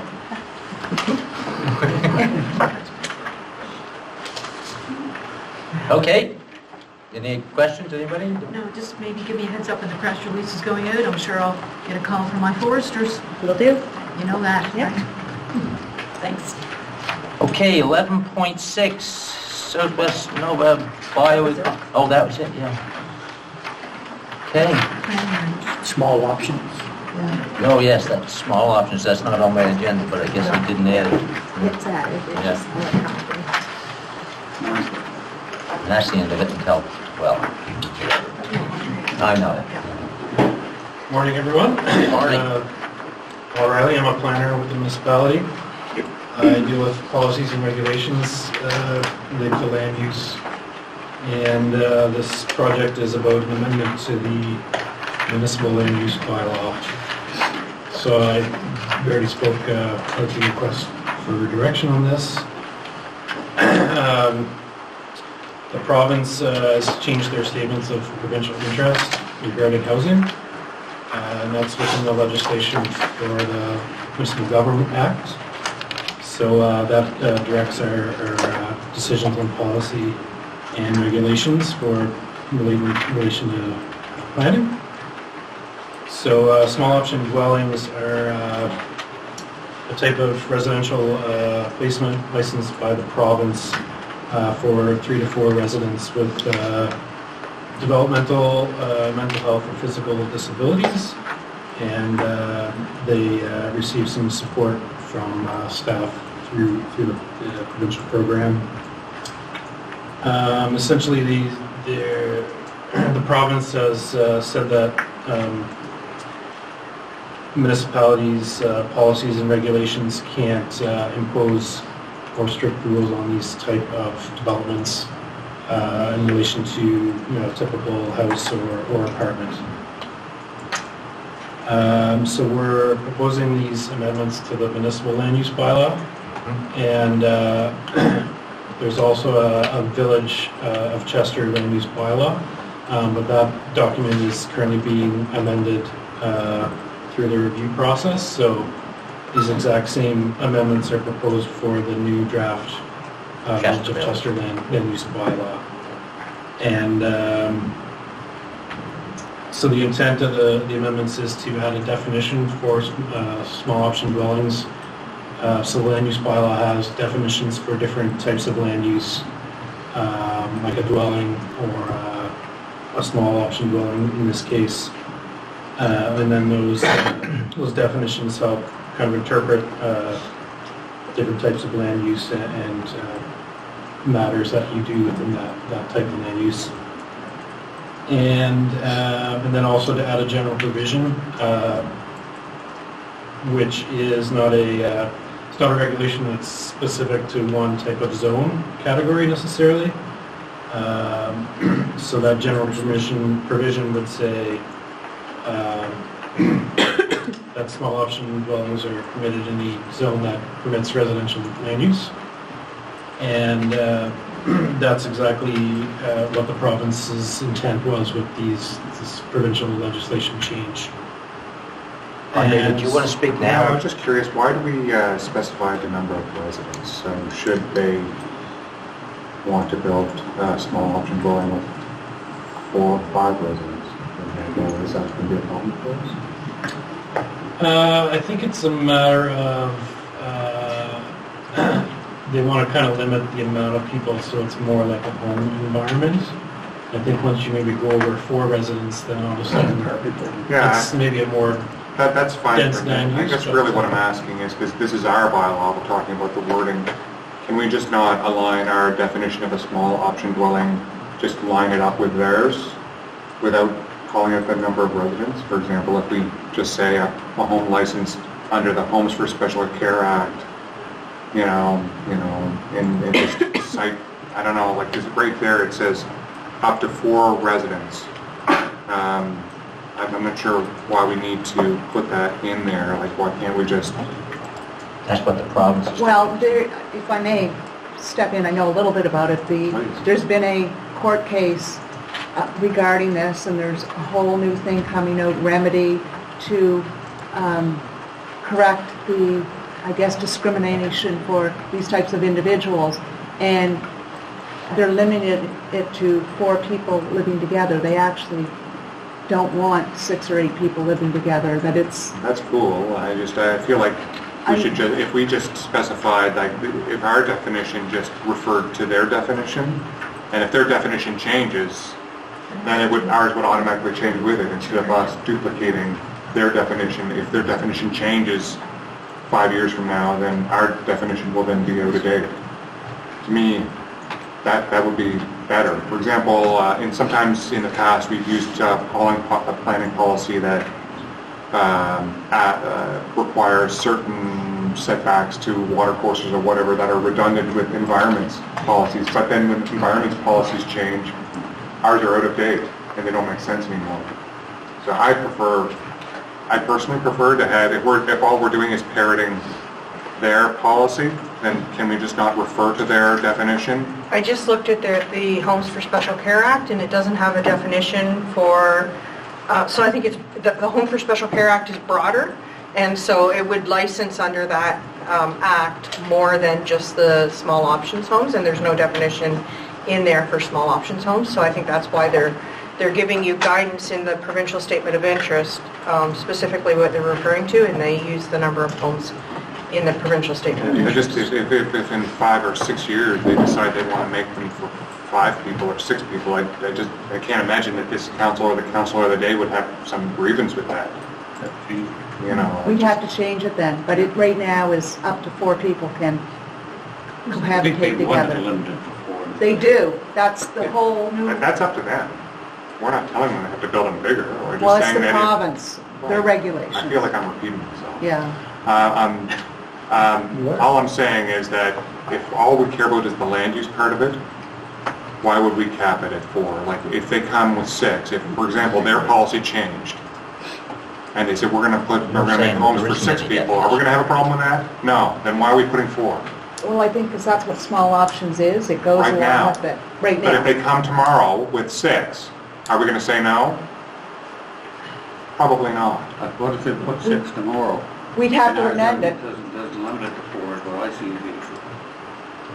I think what we're really saying, I'm trying to say, is it shouldn't be capped at 4. I think it should just not even be there. It's a small option dwelling. I'd like to have another definition that doesn't cap the number of participants, because should that change in the future, then our policy is out of date. Not a hill to die on. I'm going to die on this now. No, they want it capped to 4. That's. God. I know, well, I think what Sharon is saying, I'm not sure, that if we don't put that in there up to 4, that maybe because it's an our municipality, someone will put 6 in there. And if somebody they want to put 4. It's up to them if they're going to purchase that service from whoever's the provider that's building these small options homes. If they don't want to have an option home with 6 people in there, they won't engage with GEM Healthcare or whoever it is that's going to build these things. Excuse the interruption, Isaac Westhaver, come to the office, please. Thank you. I think the issue is that they may have a threshold of 4, and then it becomes still under the Homes for Special Care Act, but it becomes an institutional type of use, and so it would be a little different, and they would treat it a little differently. I suspect that's why they're doing it. Okay, what do we want to do? leave it as is. I'm prepared to move, Accept the recommendation? option 1, first reading. Okay. I'll second it. Discussion? All those in favor? Opposed? Motion's carried. Okay. Thank you. To the very best of my knowledge, I'm on to Andre's piece of new business. I've been thinking about something for a while now. I spend too much time alone. And why is that? I wonder. Sorry, Now, I was on the Recreations and Parks Committee, I think in error, for a year and a half. During that time, I had I acquired a new lens on that whole environment. And I've been thinking about it, and recreation is a service we provide that is not mandated in the MGA. So we have no legal requirement to provide this service in coordination. But I would say that there's got to be some reason why we're doing it. And probably because the residents expect us to do it because it improves their quality of life. And, you know, it probably many years ago it was born out of like community facilities like arenas and things like that. You know, that's probably where it would have started, and then this is, we're talking maybe 80 years ago, and then it would have grown from there into programming of other spaces and all that stuff, and now we have a recreation department as it is now. And, you know, that's the way we do it, and we hear that a lot, and it's easy to sort of move along through life and doing things the way things have been done. You know, we're human beings, that's what we do it easy. But the way that we improve the quality of life for our residents is a lot more diverse than recreation and what we think of as recreation, like, which is largely physical activity. And, you know, we do a lot of work. We do, like, trail improvement, and we do, you know, the chili walk down at Graves Island or whatever, and all that stuff. And we're doing a okay job at trying to include also other things like, you know, art stuff and other activities. But it all falls under this branding of recreation, which isn't appropriate anymore, I feel.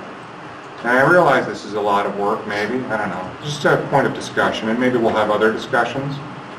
But I really feel, first of all, that we should have a department of something like art, culture, and recreation, because that's really what we want to do. If we're trying to promote a vibrant community, then it's a little bit deeper than recreation, because when you think about, when I think about a recreation department, I think about a bunch of jocks sitting around thinking about how they're going to plan out, you know, I'm talking to you, Floyd. I'm thinking about those guys planning out their recreation activities, and I feel like, you know, our art stuff, it's like, oh yeah, I guess we should do that, and we sort of like find a place for it in our way of thinking. But to me, if we're real serious about vibrant communities, and most of the people, I think, if I surveyed the people in my district, especially in my district, I think, you know, I find people were more engage with things that are cultural or art related than those that are focused on like physical activity, because that's, especially as you age, that those priorities become high. You're not looking to find the next where you can play badminton or whatever. Some do, but a lot of them are doing cultural stuff, and it could be the Blandford History Club or whatever, or the or the knitting group or whatever, and those activities promote the mental health of our residents as well as their physical health. So I really want to think hard about, I'm looking for council support to start thinking hard about our rec department and how it operates, because I feel like it was born out of this physical activity kind of history. Well, it was. And I feel like we're becoming more sophisticated. I mean, if you look at the provincial department, they have arts, culture, and heritage, and those are that we don't have a category for that right now, and we sort of our folks do the best they can to try to support that, but it's not like it's not in the title. And I feel like we need to, if we're going to do this, we need to get serious about it. And we need to fund it appropriately. And I feel like even we have a heritage committee. The only purpose for that committee is if you want to volunteer your property to become a heritage property, you can. And then we have a lot of like punitive measures we put on it, that you can't change your whatever. You have to use certain guidelines about how you're going to maintain your property. I feel like there's a lot of these arts and heritage and history and all that stuff and culture stuff that could be all squeezed together and better controlled and better funded if we actually thought about things more holistically than the way it sort of has grown up. So, I know that's a lot to maybe think about, but I've had the benefit of thinking about it for a couple of years now. So, good luck with all that. Oh, I don't know. To my knowledge, the rec department does do that. Whether there's a name change to incorporate those other things, I don't think that's a big deal. But anyway, like you said, there's a lot in that. I don't think we're going to make a decision on it right this second. No, I guess what I would be asking for is for us to ask staff to go away and look at that, like in an open-minded way, and think about that. Like if we were going to hire new staff tomorrow to do, let's say that somebody moved on, maybe the staff we hire wouldn't have a recreation background in the traditional Might be an arts and culture background. Maybe it would be somebody who has an arts background. It's just, but that's not the way we've thought about those positions in the past. I just feel like we need to broaden out our scope and fund it better. Fund it equally. I know, for example, we had recreation grants that came back 2 weeks ago, I think, and I commented that it was nice to see some art-related grants in there. Yeah.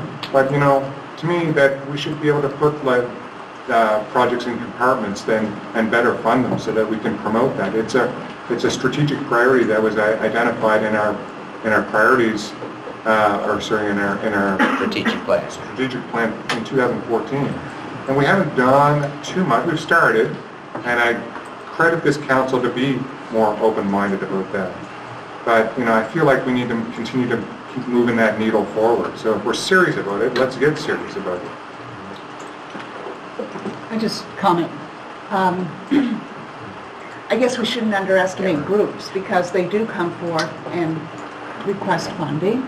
And the Recreation Committee is very open to that. And, I know the last grant, it was the Aspadagan Arts Center. There's dance studios that ask for funding.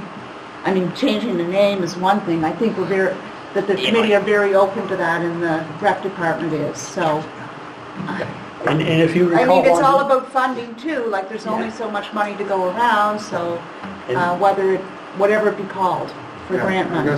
And we funded, as you know, as a line item in the budget, The Art Center. Oh, yes.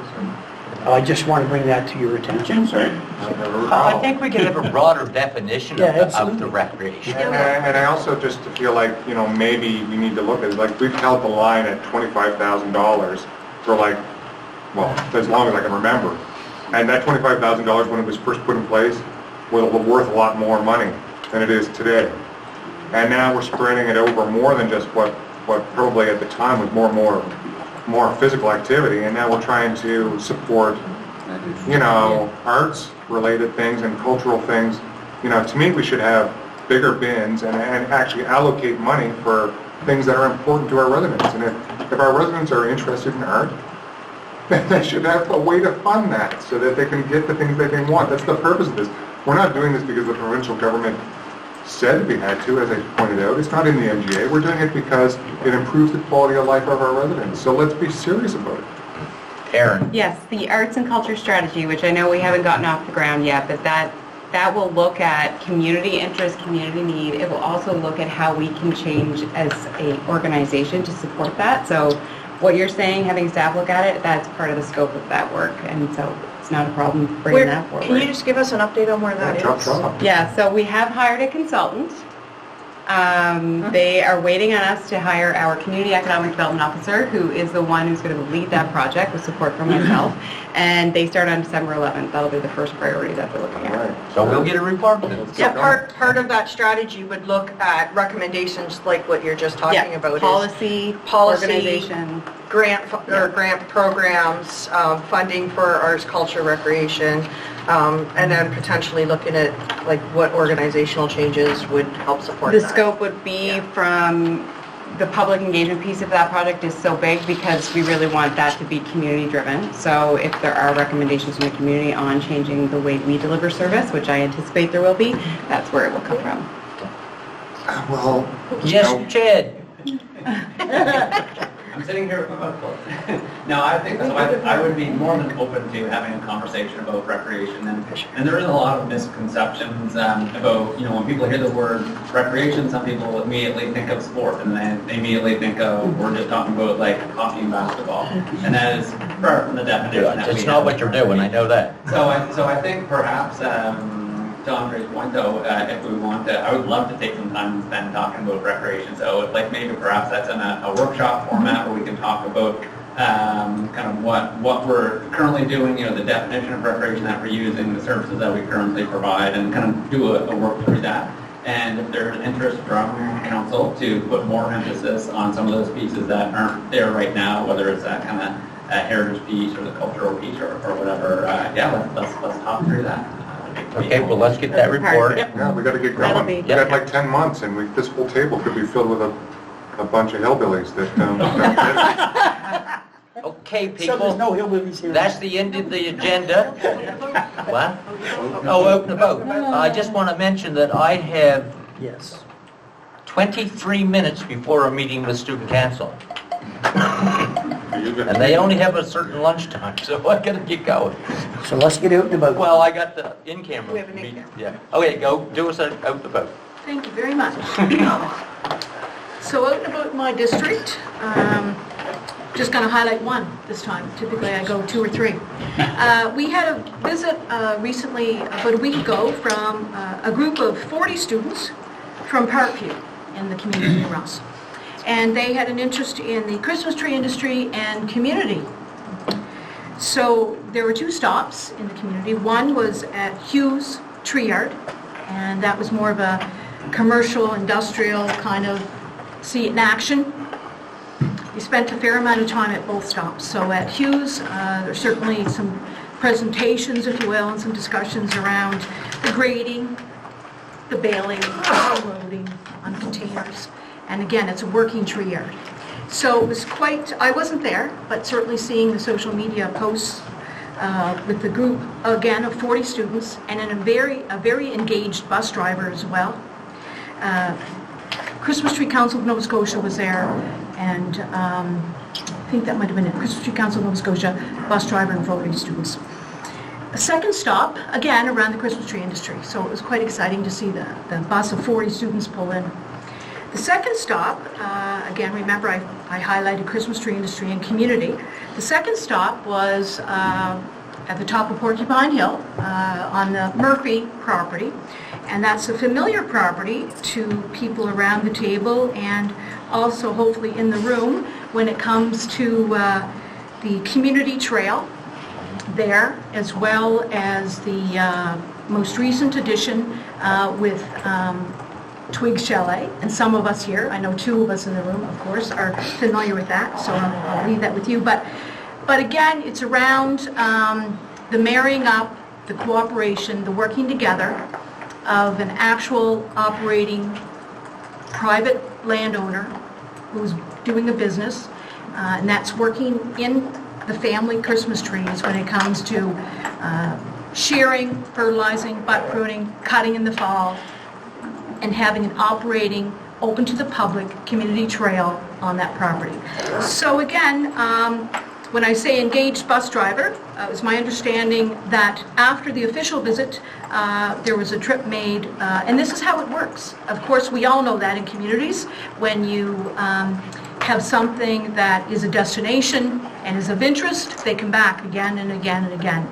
So since that visit, the bus driver has brought his full family back to Ruby's Trail, Ruby Spot, and the chalet. So I just wanted to mention that as an item of mine under out and about in my district. Thank you. So would you be Mrs. Twig? Okay, so a motion to, just so you know, we now have to go in camera. In camera means that there is nobody but ourselves and staff, so we have to kick you out. It's contract negotiations, legal opinion,